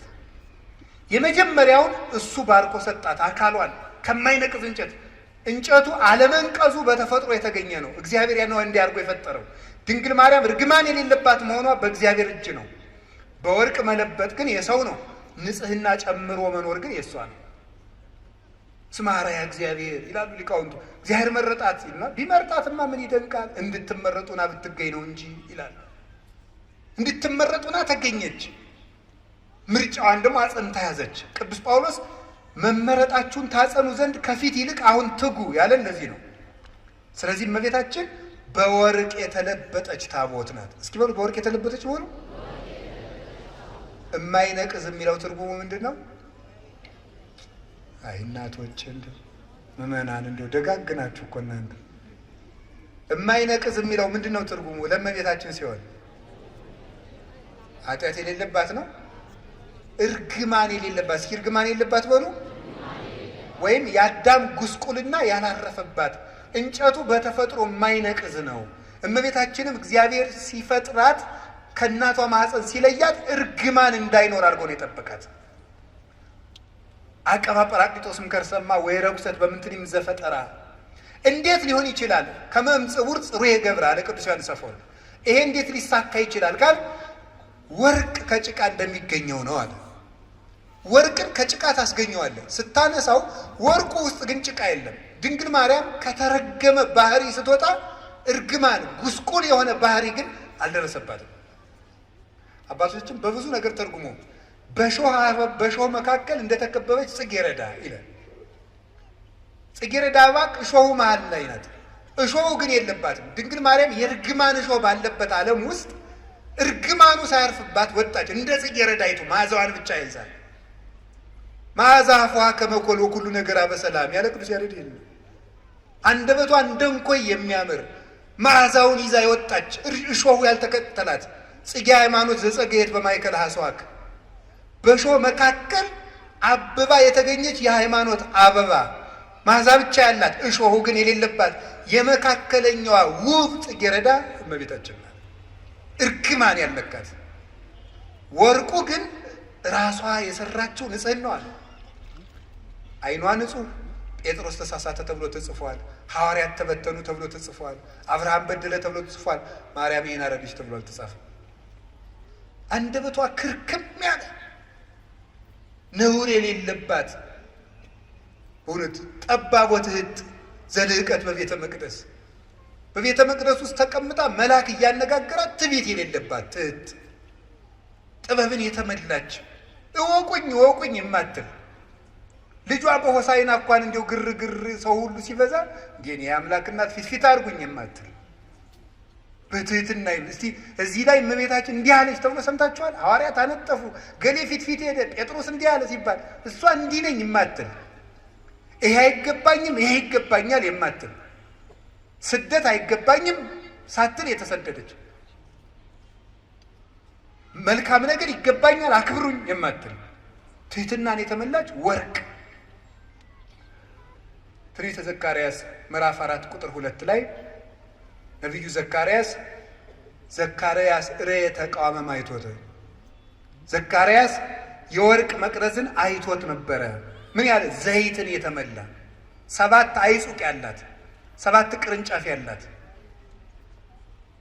7 ቅርንጫፍ ያላት መቅረዝ ዘይት ያለባት ኩለንተሃ ወርቅ ይላል። ሁለመናዋ ወርቅ የሆነ መቅረዝ አየው ይላል። ትንቢተ ዘካርያስ ምዕራፍ 4 ቁጥር 2 ላይ ቅዱስ ያሬድ ይህን ወስዶ ይላል ዘሕዝቅኤል እጹት ምስራቅ ዘዘካርያስ ተቋም ዘወርቅ ማርያም ኢቲ ዘውዳሴሃ እሙቅ። የሕዝቅኤል የምስራቅ በር የዘካርያስ የወርቅ መቅረዝ ምስጋናዋ ተቀርቶ የማያልቅ ማርያም ናት ይላል። ኩለንተሃ ወርቅ ሁለመናዋ ወርቅ ነው ማለት ስጋዋ ወርቅ፣ ነፍሷ ወርቅ፣ ህሊናዋ ወርቅ፣ ልቧ ወርቅ፣ ህዋሳቷ ወርቅ፣ ስሟ ወርቅ፣ ሁለንተናዋ ገንዘብ የሆነ ጸጋን የተመላች እጅ እግሯ ገንዘብ የሆነ ናት እመቤታችን። እኛ እኮ እንደው ብዙ የሚጣል ያለን እንደ ዱባ ታውቃላችሁ። በቤተ ክርስቲያን ስርዓት ዱባ ለቤተ ክርስቲያን ስለት አይገባም። አይገርማችሁ? ፍትሐ ነገሥት አንቀጽ 17 ላይ አንቀጸ ምጽዋት ላይ ዱባ ለቤተ ክርስቲያን አያምጡ ይላል። ለምን? ዱባ ብዙ የሚጣል አለው። አያችሁ? የሚጣል ነገር የሚበዛባቸው ሰዎች ቤተክርስቲያን አይጉ ማለት ነው። ዱባቱ ነው። እሺ ዱባ ማለት የሚጣለው የሚበዛ ነው። እንደው እኛ እኮ ብዙ የሚጣል ነገር አለን። እንደው ብዙ ወጥቶ የሚወድቅ ጓዛ ምነን እንደው እና ዱባቱና ቅልም አይገባም ይላል። ውስጡ መራራ ነውና መራራ ሰዎች በቤተ ክርስቲያን ርስት የላቸውም ማለት ነው። መራራ መሆን ክፉ ነው። ስለዚህ እመቤታችን ግን የሚጣል የሌላት አልብኪ ነውር ወይ ምንትኒ በላይሌኪ ኩለንታኪ ሰናይት እንተሃቤ ወዳጄ ሁለንተናሽ ውብ ነው ምንም ነውር የለብሽም ብሏታል ልጇ ሰሎሞን። በወርቅ የተለበጠችው ታቦት ማድረግ አንዳች ነገር ያልተገኘባት የቅድስና ማህተም ያተማት የእግዚአብሔር ከተማ የመሰላሏ ጫፍ ላይ ይላል አይደለም እንዴ? የመሰላሏ ጫፍ ላይ እግዚአብሔር ተቀምጦባት ነበር ይላል። መሰላል እመቤታችን ናት። የመሰላሏ ጫፍ አይምሮዋ ነው። አይምሮዋ ውስጥ ህሊናዋ ውስጥ ከእግዚአብሔር ውጭ ምንም ገብቶባት የማታውቅ እንተ ኢርእያ አይነ ንስር ዲያብሎስ ያልተመለከታት የታጠረች ገነት እጹቅ አዘቅተማ ሕይወት የታጠረች አትክልት የተገጠመች የውሃ ጉድጓድ አዘቅተማ ሕይወት የሕይወት ውሃን ያፈለቀች የታተመች የውሃ ምንጭ እመቤታችን ናት። የእግዚአብሔር ታቦት ይሏችኋል ማርያም ናት። 2 ክንድ ከስንዝር ያለው ከአዳም እስከ ኖህ ያለው ጊዜ ነው። እሱ 2256 ዘመን ይሆናል። 1 ክንድ ከስንዝር የሚለው ከኖህ እስከ ሙሴ ያለው ነው 1644 ይሆናል። 1 ክንድ ከስንዝር ቁመት ወርድ ቁመት አቆልቋይ 1 ክንድ ከስንዝር የሚለው ደግሞ ከሙሴ እስከ እመቤታችን 1600 ይሆናል። ይህን ስትገጥሙት 5500 ዘመን። እንዲህ ያለ ታቦት አበጅ ማለት 5500 ዘመን ሲያልቅ የምትመጣ የእግዚአብሔር ማደሪያ ታቦት አለች ማለት ነው። 4 ቀለበት አብጅለት ማለት 4 ቀለበት ማለት ዓይን፣ ጆሮ፣ እጅ፣ አፍንጫ። ስለዚህ 4ቱን ቀለበት በወርቅ ለብጠው የወርቅ ቀለበት ማብጅለት ማለት እመቤታችን በጆሮዋ አልበደለችም፣ በዓይኗ አልበደለችም፣ በአፍንጫዋ አልበደለችም፣ በእጇ ዳሳ አልበደለችም። 4ቱን ቀለበት ወርቅ አድርገው ማለት ሰው የሚበድላቸው በሮቿ ሁሉ የእመቤታችን ንጹህ ናቸው እንደ ጠራ ወርቅ። የስርየት መክደኛ የተባለ ድንግልናዋ ነው። መክደኛ የታተመ ድንግልና ነው። የታተመ ድንግልና በስርየት መክደኛው አነጋገር ስርየት ማለት ይቅርታ ነው። የስርየት መክደኛ ማለት በድንግል ማርያም ድንግልና በኩል እግዚአብሔር ይቅርታን ይዞ መጥቷል። ፈቂዶ ይፈውስ ትዝምደሰብ ተገምረ በማኅፀነ ድንግል ታቢዮ ለኩሉ ኃይል እለ በሰማያት ማኅደር ባሕርየ ሰብን ነገደ ሰብን ላድን ባለ ጊዜ ከሰራዊተ መላእክት ተሰውሮ በድንግል ማርያም ማኅፀን አደረ። እኔ እንደው ማርያም ምን አድርገልኛለች የሚለኝ ሰው ኢየሱስ ነው እንጂ የሚለኝ ሰው እግዚአብሔር ሰውን ላድን ብሎ የት ሄደ ብዬ ነው የምጠይቀው። እግዚአብሔር ሰውን ላድን ብሎ ወደ ማርያም መጣ ነው የማውቀው የማገኘው መጽሐፍ እኮ የሚለኝ። እግዚአብሔርን ሰው ሊያድን መጣ። እንዲህ አለ እኮ ጌታ እስመ መጽአ ወልደ እጓለ እመሕያው ከመ ይህስስ ወያድኅን ዘተሃጉለ። የሰው ልጅ የጠፋውን ሊፈልግና ሊያድን መጥቷል አለ ማቴዎስ 18 ነው። የሰው ልጅ የጠፋውን ሊያድን መጥቷል። የሰው ልጅ ክርስቶስ የጠፋውን ሊያድን መጣ። የጠፋውን ሊያድን ሲመጣ ወዴት መጣ? መጀመሪያ ወደ ድንግል ማርያም መጣ። እግዚአብሔር ድህነትን ይዞ ጉዞ የጀመረባት ገብቶ የከተመባት የድህነት ሀገር፣ የፈውስ ሙዳይ፣ የሃይማኖት ከተማ እመቤታችን ናት። ስለዚህ የስርየት መክደኛው ይቅርታ የተገኘበት ድንግልና ያላት የሔዋን ድንግልና ሞት ነበር ያመጣብን። የይቅርታ ድንግልና የማን ድንግልና ይቅርታ አምጥቶልናል? ይቅርታ እኮ ክርስቶስ ነው። ምህረት ክርስቶስ ነው። ጠለ ምህረት፣ የምህረት ዝናብ፣ የምህረት ጠል፣ የምህረት ውሃ፣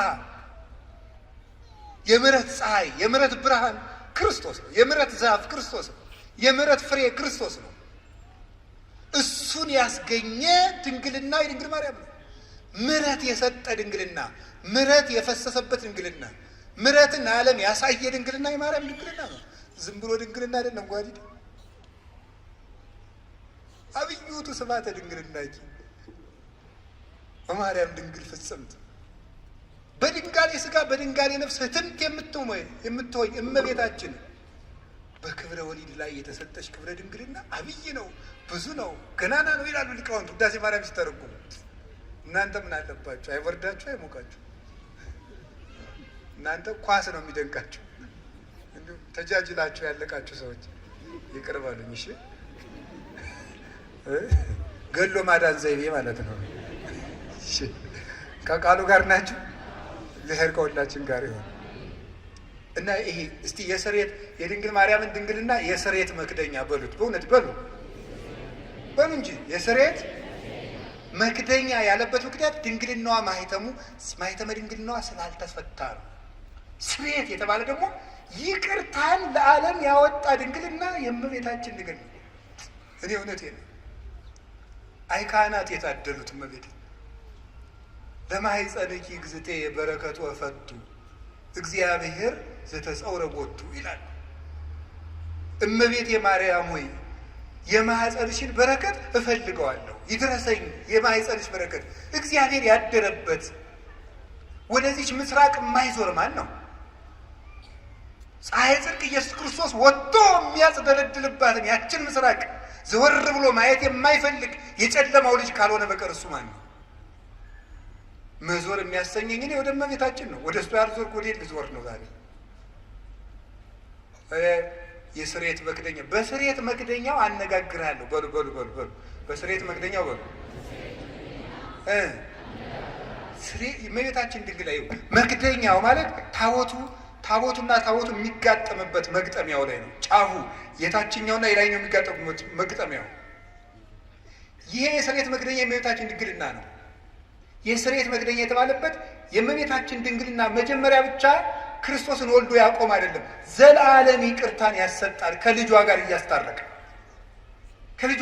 እንማጸንበታለን። ባቀፉ እጆቿ፣ በሳሙ ከንፈሮቿ፣ ባዘለ ጀርባዋ፣ በወሰነችው ማኅፀኗ ብለን እንማጸናለን። ዛሬም ይቅርታን ይሰጠናል። ስለዚህ ድንግል ማርያም ማኅፀኗ የይቅርታ ማኅፀን ነው። አነጋግርሃለሁ ማለት ምን ማለት ነው? የድንግል ማርያም ማኅፀን የሃይማኖት መስበኪያ ነው። የሃይማኖት ምስክር ነው። የእምነት መግለጫ ነው። ወትሜህሮሙ ሰጊደ ለስሉስ ማህያዊ፣ ለማህያዊ ሥላሴ ስግደትን የምታስተምርላቸው ናት። ድንግል ማርያም እምነትን የምትገልጥ ናት እንጂ እምነትን የምትጋርድ አይደለችም። እመቤታችን ዘላለማዊ ድንግልና ነው ያላት። የስርየት መክደኛው አይፈታም። ለምንድን ነው የማይፈታው? አካላዊ ቃል ነው የገባበት። የእግዚአብሔር ቃል ነው ያደረበት። ለምን ሲባል እግዚአብሔር የሚነጋገርበት የስርየት መክደኛ ነው። ያ ማለት የድንግል ማርያም ማኅፀን የእምነት ሰባኪ ነው። እንዴት ነው የሚሰብከው?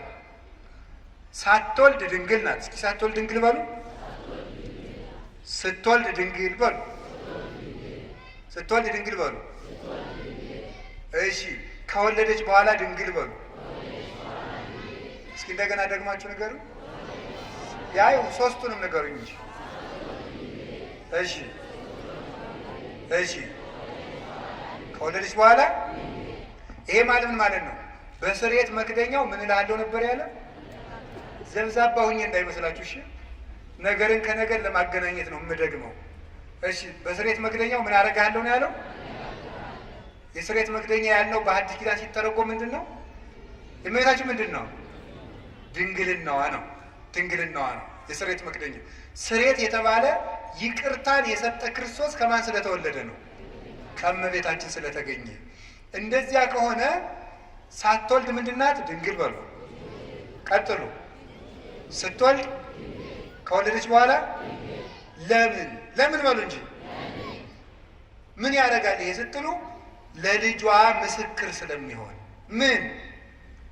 ኢየሱስ ክርስቶስ ሳይወለድ አምላክ በሉ፣ ሲወለድም አምላክ፣ ከተወለደ በኋላም አምላክ።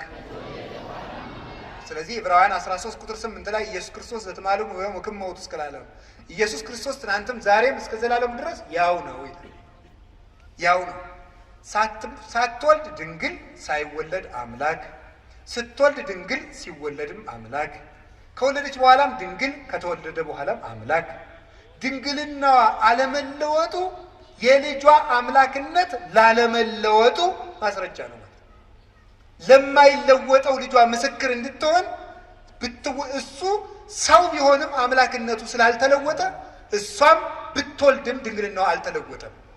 ለልጇ ምስክር ናት። በስርየት መክደኛው አነጋግርሃለሁ ማለት አለመለወጤን፣ የማልለወጥ አምላክ መሆኔን በማይለወጠው በእናቴ ድንግልና እነግርሃለሁ፣ አስተምርሃለሁ ማለት ነው። ቅዱስ ዮሐንስ አፈወርቅ ሃይማኖተ አበው ምዕራፍ 67 ቁጥር 31 ላይ ይላል፣ እሰብክ መንገለ ድንግልና ለማርያም እንተ ትከውን ስም አለቃል ይላል። ለቃል ምስክር በምትሆን በድንግል ማርያም ድንግልና ክርስቶስን እሰብከዋለሁ ይላል። ለቃል ምስክር በምትሆን በድንግል ማርያም ድንግልና ክርስቶስን እሰብከዋለሁ። የድንግል ማርያም ድንግልና የክርስቶስ መስበኪያ ነው። ድንግልናዋ አልተለወጠም። ለምን? እሱም ሰው ሲሆን አልተለወጠም። የማይለወጥ አምላክ መሆኑን ለማስረዳት የእናቱን ድንግልና ሳይለውጥ ተወለደ። ትንቢተ ሚልክያስ ምዕራፍ 3 ቁጥር 5 ላይ አንሰ እግዚአብሔር አምላክክሙ ዘኢይትዌለድ፣ እኔ የማልለወጥ አምላካችሁ እግዚአብሔር ነኝ፣ እኔ እግዚአብሔር አምላካችሁ አልለወጥም ብሎ ነበር። የማይለወጥ አምላክ መሆኑን ለማስረዳት ከእናቱ ሲወለድም ድንግልናዋን እንዳይለወጥ ጠበቀ። አቀበ ማኅተመ ድንግልና ከመትኩን መራሒተ ለሃይማኖት አበየ። አቀበ ማኅተመ ድንግልና ከመ በጽንሳ መንክር ትኩን መራሒተ ለሃይማኖት አባይ። ድንቅ በሚያሰኝ ማኅተመ ድንግልናዋ ለታላቂቱ እምነት ምስክር ትሆን ዘንድ ድንግልናዋን ጠበቀው ይላል። ስለዚህ የድንግል ማርያም ድንግልና ለክርስቶስ አለመለወጥ ምስክር ነው። ክርስቶስ ሰው የሆነ አምላክ ነው። ሰው የሆነ አምላክ ነው። ሰው ብቻ አይደለም፣ አምላክ ብቻ አይደለም፣ ሁለትም አይደለም፣ ነጠላም አይደለም። ሰውነቱ በአምላክነት እንዳልተለወጠ ድንግል ስለሆነች እናትነት አልቀረባትም። አምላክነቱ በሰውነት እንዳልተለወጠ ድንግልናዋ በእናትነት አልተለወጠባትም። አምላክ ወሰብ ስለሆነ ሁለት ባህሪ እንደማይባል ሁሉ ድንግልም እናትም ስለሆነች ሁለት ሰው አይደለችም። እናቱ አንድ ሁና ድንግልም እናትም እንደሆነች ክርስቶስ አንድ አካል አንድ ባህሪ ሲሆን አምላክነቱ በሰውነት ሰውነቱ በአምላክነት ያልተለወጠበት በተአቅቦ የሚኖር በተዋሂዶ ክብሩን የገለጠ ስግው ቃል ወልድ ዋሕድ አምላክ ወልደ አምላክ ይባላል። እንግዲህ ከገባችሁ ይገባችሁ፣ ይገባችኋል፣ ደግሞ ይገባችኋል። ይዛችሁታል? እሺ። ድንግል ማርያም ድንግል ናት በሉ። እሺ። እናት ናት በሉ። ክርስቶስ እሳ አምላክ ነው በሉ። ሰው ነው በሉ። ደግሞ ድንግል እናት ግን ሁለት ናት። ክርስቶስ አምላክ ነው፣ ሰው ነው፣ ሁለት ነው አይደለም፣ አንድ ባህሪ ነው። ስለዚህ የተዋህዶ ምስክር ናት ማለት ነው። የተዋህዶ ምስክር እንድትሆን ድንግልናዋን የጠበቀበት ምክንያት ለዚህ ነው። ስለዚህ እግዚአብሔር በዚህ ነግሮናል። ትንቢተ ሕዝቅኤል ምዕራፍ 44 ቁጥር 2 ላይ ድንግል ማርያም ድንግል ሆና የኖረችውና በዘላለም ድንግልና የቀጠለችው ድንግልናው ያልተለወጠው ለምንድን ነው ብትሉ፣ አንደኛ ለልጇ ምስክር እንድትሆን ነው። አሁን ባልኳችሁ የልጇን አለመለወጥ እንድትመሰክር፣ የልጇን ተዋሕዶ እንድትመሰክር፣ ለልጇ ምልክት እንድትሆን። ትንቢተ ኢሳይያስ ምዕራፍ 7 ቁጥር 11 ላይ እግዚአብሔር ይውበክሙ ትእምርተ፣ እግዚአብሔር ምልክት ይሰጣችኋል፣ ድንግል በድንግልና ጸንሳ በድንግልና ትወልዳለች፣ ስሙንም አማኑኤል ትለዋለች አለ። ማቴዎስ ምዕራፍ 1 ቁጥር 23 ላይ በነቢይ የተነገረው ይፈጸም ዘንድ ስሙን አማኑኤል ትበለው በለው፣ ድንግል በድንግልና ትወልዳለች፣ ስሙም አማኑኤል ይባላል የተባለ ይፈጸም ዘንድ አለ። እግዚአብሔር ምልክት ይሰጣችኋል፣ ድንግል ትወልዳለች አለ። ድንግል ማርያም ዘላለማዊ ድንግልና ከሌላት ምልክትነቷ ምንድን ነው?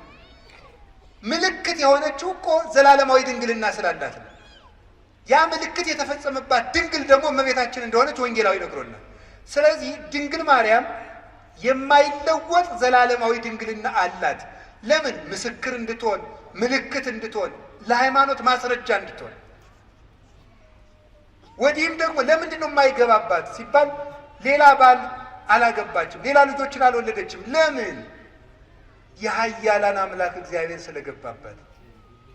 ሕዝቅኤል ምዕራፍ 44 ቁጥር 4 ላይ እንደተነገረው የሰራዊት ጌታ እግዚአብሔር ገብቶባታልና ሌላ አይገባባትም፣ ተዘግታ እጹታ ትነብር ለዓለም፣ ለዘላለሙ ታትማ ትኖራለች። መልስ ለምን? እግዚአብሔር ስለገባባት። እግዚአብሔር ስለገባባት። አንዳንዶቹ ምን ሊሏችሁ ይችላሉ? አረ ትንቢተ ሕዝቅኤል ምዕራፍ 44 እኮ ስለ ማርያም የሚመለከት አይደለም ይላል። አይድረስ እኮ ነው እናንተ። ደንቆሮና እንትን አሉ እንዴ ብልህና ጅል ተከራክረው አሉ፣ ጅል አሸነፋሉ። ምን ብሎ ሲባል እምቢ ብሎ ግርማቸዋል እኮ። እንደዚህ ነው ምንድን ነው የሚለው? እምቢ። እንደዚህ ነው። መልሱ ምንድን ነው?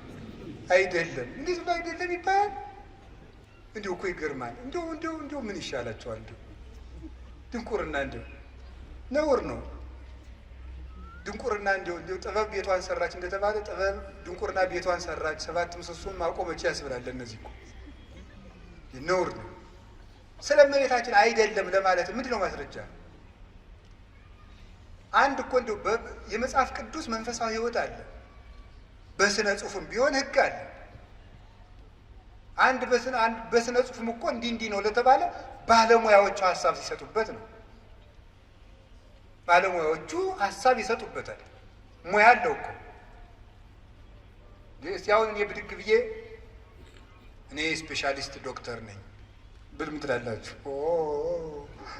የመነኩሴ ያበደ አትሉም? እንደዚህ እኮ ነው ያላችሁ። ሙያ አለው ነው፣ ባለሙያውን ነው የምትጠራው። መቼም ኩላሊ ልብ ሳስበው በግራ ጡት ዝቅ ብላ ነው ያለች፣ እስቲ ኦፕሬሽን ላድርግ አይባልም። ሳስበው ተብሎ ስራ አለ የለም። ባለሙያ ያለው የትኛው አካል የት ቦታ እንዳለ የሚያውቅ፣ የትኛው ጥቅስ ለየትኛው እንደሆነ የሚያውቁ፣ ለዘመኑ የቀረቡ፣ ለጉዳዩ የቀረቡ፣ ለእግዚአብሔር የቀረቡ ሶስቱንም የሚያሟሉ አባቶች ማርያም ናት ብለው ነግረውናል። ሶስቱንም የሚያሟሉ ለዘመኑም ቅርብ የነበሩ በመጀመሪያው ክፍለ ዘመን፣ በሁለተኛው ክፍለ ዘመን፣ በሶስተኛው ክፍለ ዘመን፣ በአራተኛው ክፍለ ዘመን የነበሩ እነ ቅዱስ ኤፍሬም፣ እነ ቅዱስ ቄርሎስ ነግረውናል። እነ ቅዱስ ኤራቅሊስ ነግረውናል። ማርያም ናት የሕዝቅኤል ምስራቅ ብለው ቅዱስ ያሬድ ነግሮናል። ሊቁ ለእግዚአብሔር የቀረበው ለዘመኑ የቀረበው 6ኛው ክፍለ ዘመን የነበረው ሰማይ ድረስ ሂዶ ዜማን ቆንጥሮ ያመጣው እሱ ነግሮናል። አንተ የት ቤት ነህ እንደው ማን? ስለዚህ ለዘመኑ ቅርብ ናቸው፣ ለጉዳዩ ቅርብ ናቸው። መጻሕፍትን ጥሬ ቆርጥመው እግዚአብሔርን በሱባኤ እየጠየቁ የተማሩ ናቸው። ለእግዚአብሔር ቅርብ ናቸው። ሽንገላ ክዳት የሌለባቸው ሊቃውንት፣ ሐዋርያውያን አበውን የተከተሉ ሊቃውንት ማርያም ናት፣ የምስራቂቱ በር ማርያም ናት። ደግሞስ ምን ይጎልባታል ብትባል ዮሐንስ 8:12 ላይ እኔ የዓለም ብርሃን ነኝ አለ። እሱ የዓለም ብርሃን ከሆነ ልጇ እመብርሃን ብትባል ምንድን ነው? በዚያውም የዓለም ብርሃን ኢትዮጵያ ናት የምትሉ ሰዎች አርፋችሁ ተቀምጡ። ኢትዮጵያ የዓለም ብርሃን የሚባል የጅል ስብስብ ነው። የምሬን ነው። የዓለም ብርሃን ክርስቶስ ነው እንጂ ኢትዮጵያ የዓለም ብርሃን ሆናም አታውቅም፣ አትሆንምም። የዓለም ብርሃን ማን ነው? ክርስቶስ በሉ። የዓለም ብርሃን ማን ነው? ክርስቶስ። ኢትዮጵያ የዓለም ብርሃን አይደለችም። ማን ያላችሁ እንደዚህ? ከቤተ ክርስቲያን ሰውን ለማጥፋት የሚዘየድ ስብስብ ነው። ብር ካጣችሁ ነግዱ። እኔ እውነቴን ነው። ነግዱ፣ ስሩ። እንዴ እውነቴን ነው። የኢትዮጵያ ሰው ብር መናቅ ይወዳል፣ ስራ መናቅ ይወዳል። ብር ደግሞ ለ2,000 ብር ይላል። ወይ ጥቃ እንዲው እናንተ አንዳንዱ ደግሞ ኩራት ራት ነው ይላል። እንዲው ከመጨለት ወዲህ ነው ራቱ ነው የሚያውቁ ኩራት እንደው እስቲ እንዲው እስቲ ቅመሰው እንዲው እየኮራ 3 ቀንጠኛና እንዲው ሲለበልብ ታገኘዋል። እንዲው እውነቴን ነው። ስሩ ልክ ኩራት ራቱ ነው ያውቅ። ሲራክ ምን አለ? 3 ሰዎች ነፍሴን አበጻጯት አለ። ሴሰኛ ሽማግሌ፣ ንፉግ ባለጸጋ እና ትዕቢተኛ ድሃ እንዲሁ ነፍሴን አበሳጯታል። ይሁላችሁ እሱን ነው የምነግራችሁ። ስሩ ዝም ብላችሁ። እኛ ኢትዮጵያውያን ምንም የሚጠቅም ነገር የለም። መስራት፣ መጽደቅ፣ መፎከር ምንም አያመጣም። መስራት፣ መጽደቅ፣ መልካም መሆን። ኢትዮጵያውያን መልከኞች፣ ሰራተኞች እንኳን የእግዚአብሔር መጽሐፍ እነ ሄሮዳትስ የታሪክ ጸሐፊዎች ሁሉ እንግዲህ ኢትዮጵያውያን ማለት ጨዋታ የሚያውቁ ጥበብ የሞላባቸው ቤታቸውን ከመንገድ ዳር ሰርተው በሞት የብሉን ሊጠጡልኝ የሚያውቁ ሰውነታቸውን የሚያድሱበት የጠራ ውሃ ያላቸው መቼም እሱ ጸበል አይለን ነገር የተባረኩ ሕዝቦች ናቸው ተብሎ ተጽፎልናል። ያንን ነው መጠበቅ። ስለዚህ እንዲሁ ሲታጣ አሁን የሥራ መፍጠሪያ ሃይማኖት እየሆነ ስነ ስርዓት ያዙ። የዓለም ብርሃን ክርስቶስ ነው። እመብርሃን ደግሞ ድንግል ማርያም ናት። እመብርሃን እንዲሁ አንተ ወንጌል ምን አለ? አይን ምቀኛ ነው እንዲህ አለ። እንዲሁ አይን ምቀኛ ነው ወይ? ልጇ ብርሃን ከሆነ እናቱ ደግሞ ማለት እናት ነው። እመብርሃን ማለት የብርሃን እናት ነው። እንዲሁ ያማል። እመብርሃን ማለት ምን በሚቸግርህ ልጇ ብርሃን ነኝ አለ። እንደወለደችው ደግሞ ነገረው። ያው ወንጌል እንዴት እመብርሃን አትላትም? ምቀኝነት እኮ ነው። ራይ ድረስ ነው። እንዲሁ በማይደረስበት ይቀናል እንዴ? ትባሸቃላችሁ እንዴ? ጠላት ከፈለጋችሁ ሰይጣን አልላችኋል እንዴ? እሱን አትሰላለፉትም? እንዲሁ ማርያም ምን አደረገቻችሁ? ምሕረት አዝላ በመጣች። ስለዚህ የእግዚአብሔር ሰዎች እመቤታችን የብርሃን እናቱ የፀሐይ ጽድቅ እናት ናት።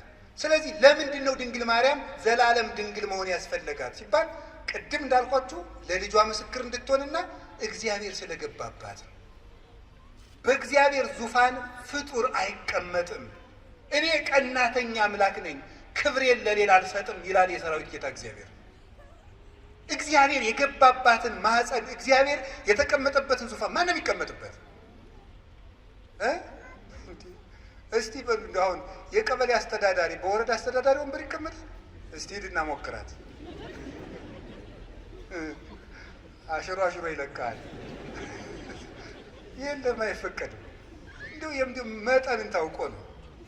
እሟይ ያቅምሽን አልሞ ያለም ያሉ አሉ አይደል? ቄሴ አንዲት እሟይ ብድግ ብለው የኔታ አቤት እንዲሁ እኔ በህልሜ ታቦት ተሸክሜ ሰው እያጠኑ ህልም አይቼ አይ እሟይ እንደው ያቅምሽን አለም እንዲሁ ከሆነም እኔ ታቦት ተሸክሜ እንደው አንቺ ብታጠኝ ይሻላል። እንደው ባይሆን ያም አይሆንም እኮ እንደው ያም አይሆንም። እንዲሁ በየት አለ ባይቲ ሀሊፈች ድጓታ ሚረኪ ያለ እንዲሁ ነውር እኮ ነው። መጠን አለው ነው። አዎ እግዚአብሔር አባቶች ይላሉ በጳጳስ ወንበር ኤጲስቆጶስ አይቀመጥም፣ በንጉሥ ወንበር መስፍን አይቀመጥም። እግዚአብሔር በገባበት ዙፋን ፍጡር አይደርስም ፈጽሞ። እንዴት ያለስ ደፋር ሄሮድ ዮሴፍ ራ ያደረገው ጻድቅ ነው አይደል ያለው እንዴ? በዚያውስ ላይ ሐዋርያት እንኳን ክርስቶስን ከተከተሉ በኋላ ወደ ሚስት አልተመለሱም። እንደው ጴጥሮስ ሚስት ነበረው ይባላል። ጭራሽ እሷ አምላክን ወልዳ መልሳ ወደ ትዳር ተመለሰች ይባላል። ከቅዱስ ጴጥሮስ አንሳ ፈጽሞ ነውር ነው፣ ያላደለ ነገር ነው። የእግዚአብሔር ዙፋን ነው፣ ድፍረት ነው። የምንንቀው እግዚአብሔር ነው። ማርያምን እመቤታችንን አይደለም የምንንቀው፣ እግዚአብሔርን መዳፈር ነው። እንዴት ትዳር ክቡር ነው ብሏል። ትዳር ክቡር የሆነው ለተፈቀደለት ነው። ትዳር ክቡር የሚሆነው ለሚጠቅመው ለተሰማራበት ለተፈቀደለት ነው። ሰው ሁሉ ወኩሉ ዘከመ ተጸውዐ ያሉ ሁሉም እንደተጠራበት አጠራር ይኑር ነው ያለ ቅዱስ ጳውሎስ። በንጽህና እኖራለሁ ያለ ይኑር እና ለድንግል ማርያም ግን ይሁሉ መጠኑ አይደለም። ወንድ አላውቅም ሐሳብ የራሱ የለኝም እኮ ያለችው። ቅዱስ ጎርጎርዮስ ዘንዚናዙና ዘኑሲስ የሚሉት እንደዚህ ብላ ስትናገር በቃ ዘግታ ጨርሳለች ማህተሟን ነው። ፈጽሞ ሐሳብ ራሱ ብልጭታ የሚባለው ራሱ መጥቶባት አያውቅም ስላለ የምታስበው እግዚአብሔርን ብቻ ነው። እንዲህ ያለች ነው የስርየት መክደኛ ያሰኛት ይሄ ነው። አማናዊ ታቦት እመቤታችን ናት። እመቤታችን ቅድስት ድንግል ማርያም ይሄ ታቦት ምን ያርፍበት ነበር? ብርሃን። እስቲ ብርሃን በሉ። አቤት ከድንግል ማርያም ምን ተገለጠ? ብርሃን በሉ እንጂ። ያ ብርሃን ማን ነው? ክርስቶስ ነው። ብርሃን ያረፈባት ታቦት እመቤታችን። ያንን ብርሃን ምን ይከበው ነበር አልኳችሁ? በሉ እንጂ ምን አለ? መንፈስ እግዚአብሔር ቅዱስ ይመጽእ ላዕሌኪ ወኃይለ ልዑል ይጼልለኪ። የእግዚአብሔር መንፈስ ባንቺ ላይ ይመጣል፣ የልዑል ኃይልም ይጋርድሻል። ሀብተ መንፈስ ቅዱስ ይጋረዳት። መንፈስ ቅዱስ በሀብተ መንፈስ ቅዱስ የተጋረደች። ቅዱስ ቄርሎስ ሲናገር መኑ ውእቱ ዘከማከ ዘከለለ መንበሮ በእሳት ይላል። ቅዳሴ ቄርሎስ ላይ ሲናገር መንበሩን በእሳት ያጠረ እንዳንተ ማን ነው ይላል። መንበር እናቱ ናት። በእሳት መታጠሯ መንፈስ ቅዱስ ይጋርድሻል መባሏ ነው። የታጠረች መንበር ናት። ያችን እሳት ደፍሮ እንኳንስ ረተው ጎበዝ እንኳን እመቤታችንን እኮ የሰማዩን ዙፋን እንኳን እናቷ አይደለም እኮ ያ ዙፋን ያንን እኮ ኪሩቤል ፊታቸውን ሸፍነው ነው ማየት አይቻልንም ብለው ማርያም እመቤታችን እንኳን ሊዳስሳት ሰው በስጋዊ ፈቃድ ሊቀርብ ይቅርና የሰማዩን እንኳን ማየት አልተቻላቸው። እቺ ደግሞ እናቱ ናት። ስለዚህ እመቤታችን ቅድስት ድንግል ማርያም የእግዚአብሔር ዙፋን ናት። ደመና መንፈስ ቅዱስ የጋረዳት ናት። መስዋዕት ያርግ ነበር በታቦቱ። እመቤታችንንም ጸሎት እናሳርግባታለን ታቦት ስለሆነች። ቅዳሴ መሀል እመቤታችን ለምንጠር ለምን ተፈስሒ ወዘንሥእለኪ ዳይና ቅድስት ምልዕተ ክብር ድንግል በኩልኪ ወላዲተ አምላክ እሙለ ክርስቶስ አይርይ ጸሎተነ ዲበ መልዕልት አበ ፍቁር ወልድኪ። ሌላ የለው። ድነተ ሥጋ ድነተ ነፍስን የምንለምንሽ ክብርን የተሞላሽ ቅድስት ሆይ ደስ ይበልሽ። ወደ ልጅሽ ወደ ወዳጅሽ ወደ ላይ ጸሎታችንን አሳርጊ። በቃ የለም። ታቦት ናታ። እስራኤል በታቦት ጸሎት ያሳርጉ ነበር። እኛ በእመቤታችን ታቦትነት ጸሎትን ወደ ልጇ እናሳርጋለን። ሰዎች ግን የሚመስላቸው ድንግል ማርያም አማላጅ ናት ሲባል የለም ክርስቶስ ዓርብ በደሙ ስላስታረቀን የእሱን አማላጅነት ትጋራለች ይመስላቸዋል። እንደዚህ አይደለም። የእመቤታችን ምልጃ ወደ ክርስቶስ የርቅ ስራ የሚያደርስ ነው እንጂ የክርስቶስን ደም ተካክሎ ወይም እኩል ሆኖ ወይም ተደምሮ ወይም ተባብሮ እኩል ያድናል ማለት አይደለም። ሰውን ሁሉ እየሳባችሁ ወደ እኔ አምጡት ብሎ ሐዋርያትን የላከ አምላክ እናቱንም የምሕረት ገመድ አድርጎ እሱ በደሙ ወደ ሰጠን ይቅርታ እንድንደርስ ጫፏን ይዘን ወደ እሱ የምንሄድባት የምሕረት ሀብል ናት እመቤታችን። ለዚህ ነው የሰጠን። እሷን ይዘን ወደ እሱ እንድንቀርብ ምን ብሎን ነበር? ዮሐንስ 12 ላይ እኔ ከላይ ሄድና ስባችኋለሁ አለን። እናቱን ገመድ አድርጎ እየጎተተ ይወስድናል፣ ይስበናል በእናቱ ፍቅር። ስለዚህ እምከመ ተለአልኩ ስብ ኩሎ ሀቤ እኔ ከፍ ብዬ እናንተን እስባለሁ ብሎናል። ኦ ሀብለ ምሕረት እንተ ብኪ ስብ እግዚአብሔር ኩሎ ዓለም ሀቤሁ አለ ድርሳነ ኪዳነ ምሕረትን የደረሰው ሊቅ። እግዚአብሔር ዓለሙን ሁሉ ወደ ራሱ የሚስብብሽ የምሕረት ገመድ ሆይ አለ። እግዚአብሔር ዓለምን ለመሳብ የላካት ገመድ ናት።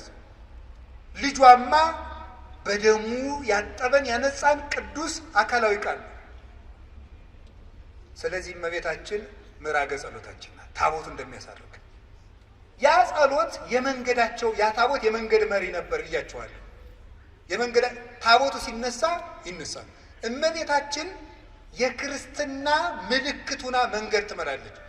ድንግል ማርያም ልጅ ለሚያሳድጉት ምልክት ናት። ተርባ ተጠምታ ልጅ በማሳደግ እናቶች ልጅ እንዴት እንደሚያሳድጉ አሳይታለች። የመናንያን ምልክት ናት። በዓት የምታጸና 12 ዓመት ከበዓት ኖረች። አንደበቷ ክፉ የማይወጣው ማርያም ግን ይህን ሁሉ በልቧ ተጠብቀው ነበር ተብላል። የባይታውያን ደግሞ ባይታዊት ርግብ የባይታውያንና የመነኮሳት ምልክት በበረሃ በመኖር የሰማይታት ምልክት በመሰደድ የመንገዳቸው መሪ የተባለች ታቦቷ እስራኤል ከግብፅ መውጣታቸው ክርስቶስ እኛን ከእርግማን ማውጣቱ ነው።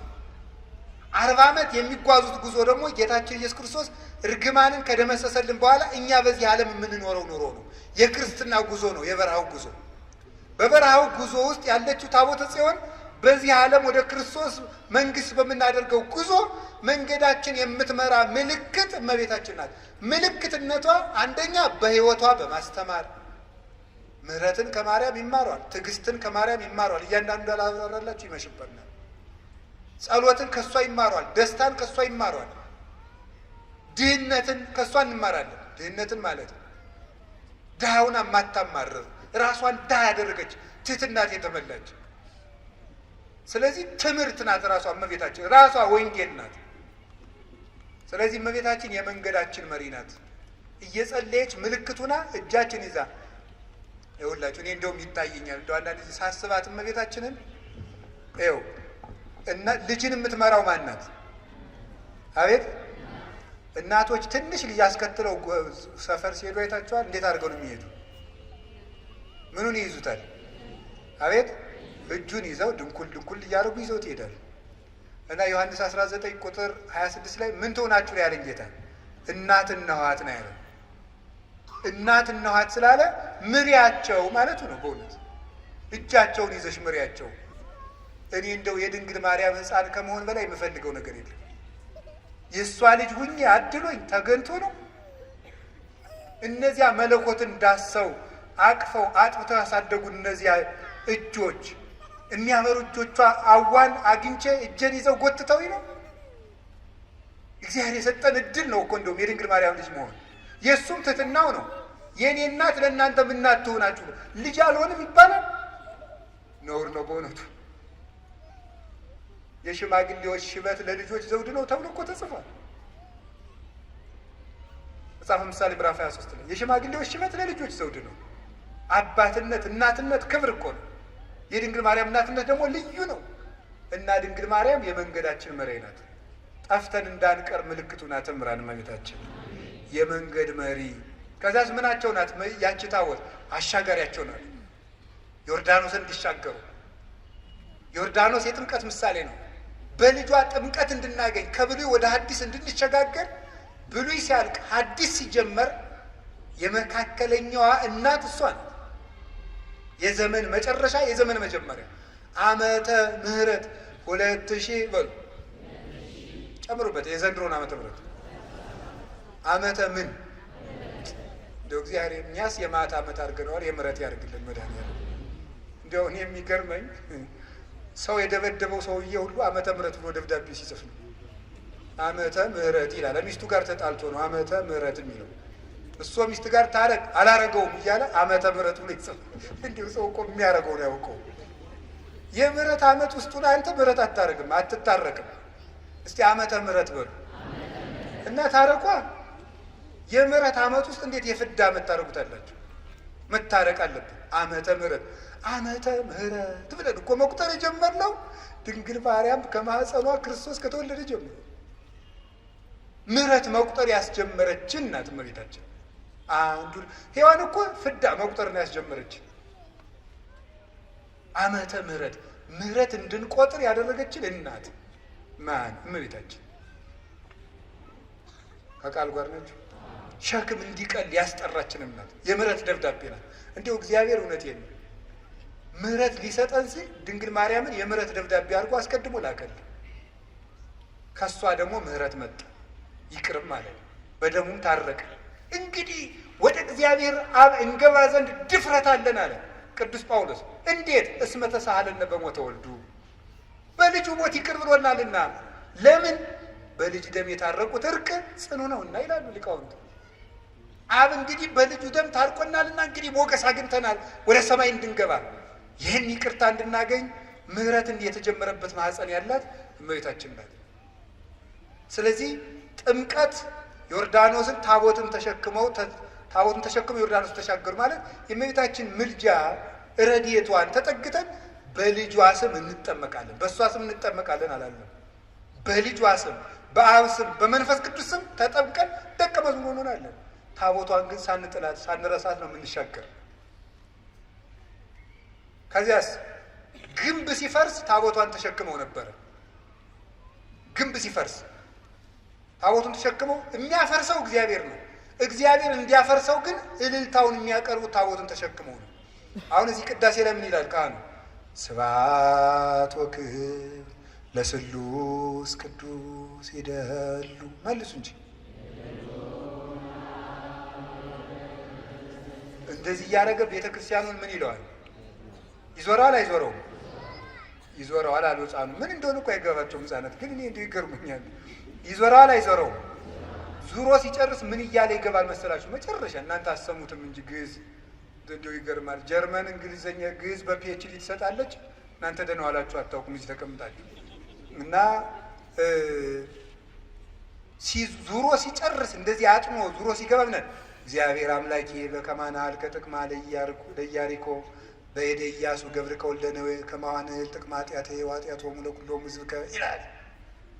አቤቱ ፈጣሪ እግዚአብሔር ሆይ በባሪያህ በኢያሱ እጅ የኢያሪኮን ግንብ እንዳፈረስክ በእኔ በባሪያህ እጅ የሕዝብህን የኃጢአት ግንብ አፍርስ ይላል።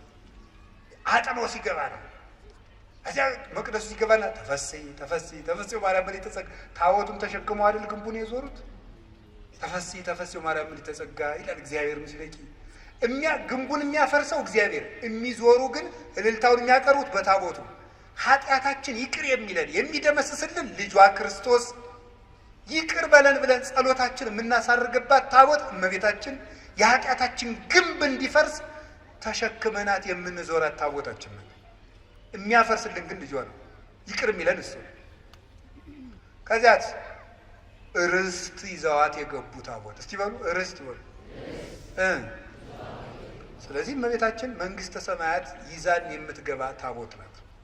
ያችኛይቱ ርስት የመንግስተ ሰማያት ምሳሌ ስለሆነች ዳጎንን የቀጠቀጠችው ታቦት ተሰዳ ዳጎንን የቀጠቀጠች ማለት ድንግል ማርያም ተሰዳ ዲያብሎስ እንዲቀጠቀጥ በልጇ ታቦተ ጽዮን ያንን ዳጎን የቀጠቀጠችው በላይዋ ላይ በተጻፈው የእግዚአብሔር ቃል ነው።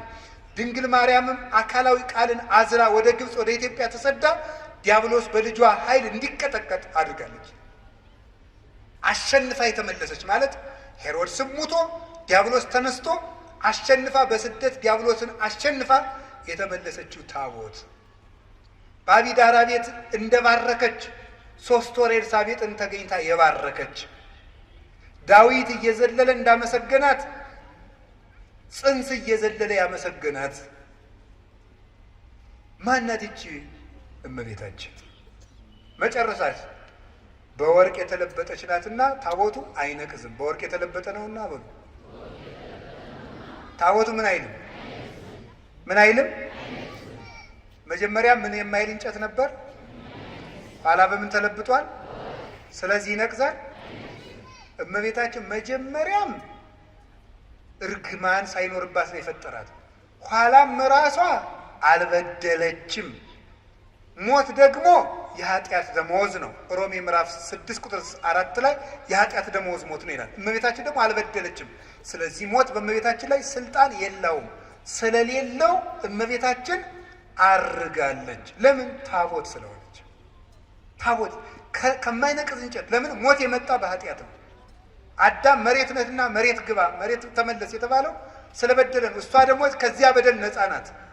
ራሷም አልበደለችም። ስለዚህ የሞት ርስት በድንግል ማርያም ላይ የለም። ስለሌለም ታቦት ናትና ተነስታለች።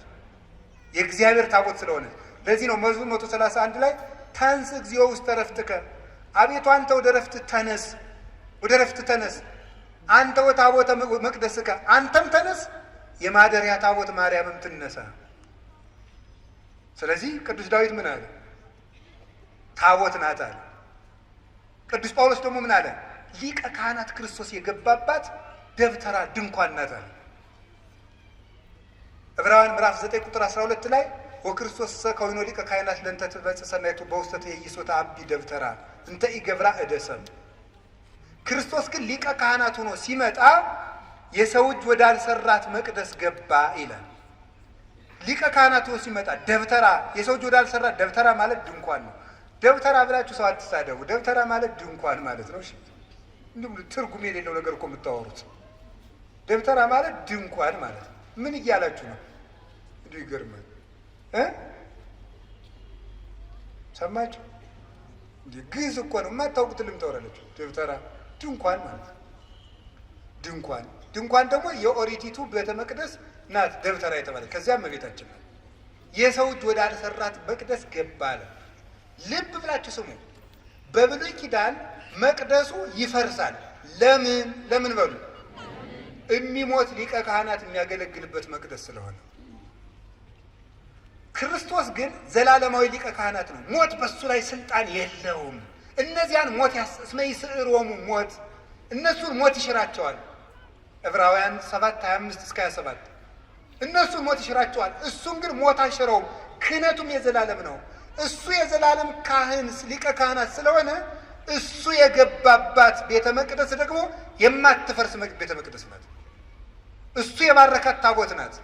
ስለዚህ ሊቀ ካህናቱ እንደማያልፍ ሁሉ ክርስቶስ የዘላለም ሊቀ ካህናት እንደሆነ እሱ የገባባት መቅደስም የዘላለም መቅደስ ናት። መቅደስ እንተይ ትትነሰት ደብተራ ፍጽምት ዘጳውሊ ዘይገብራ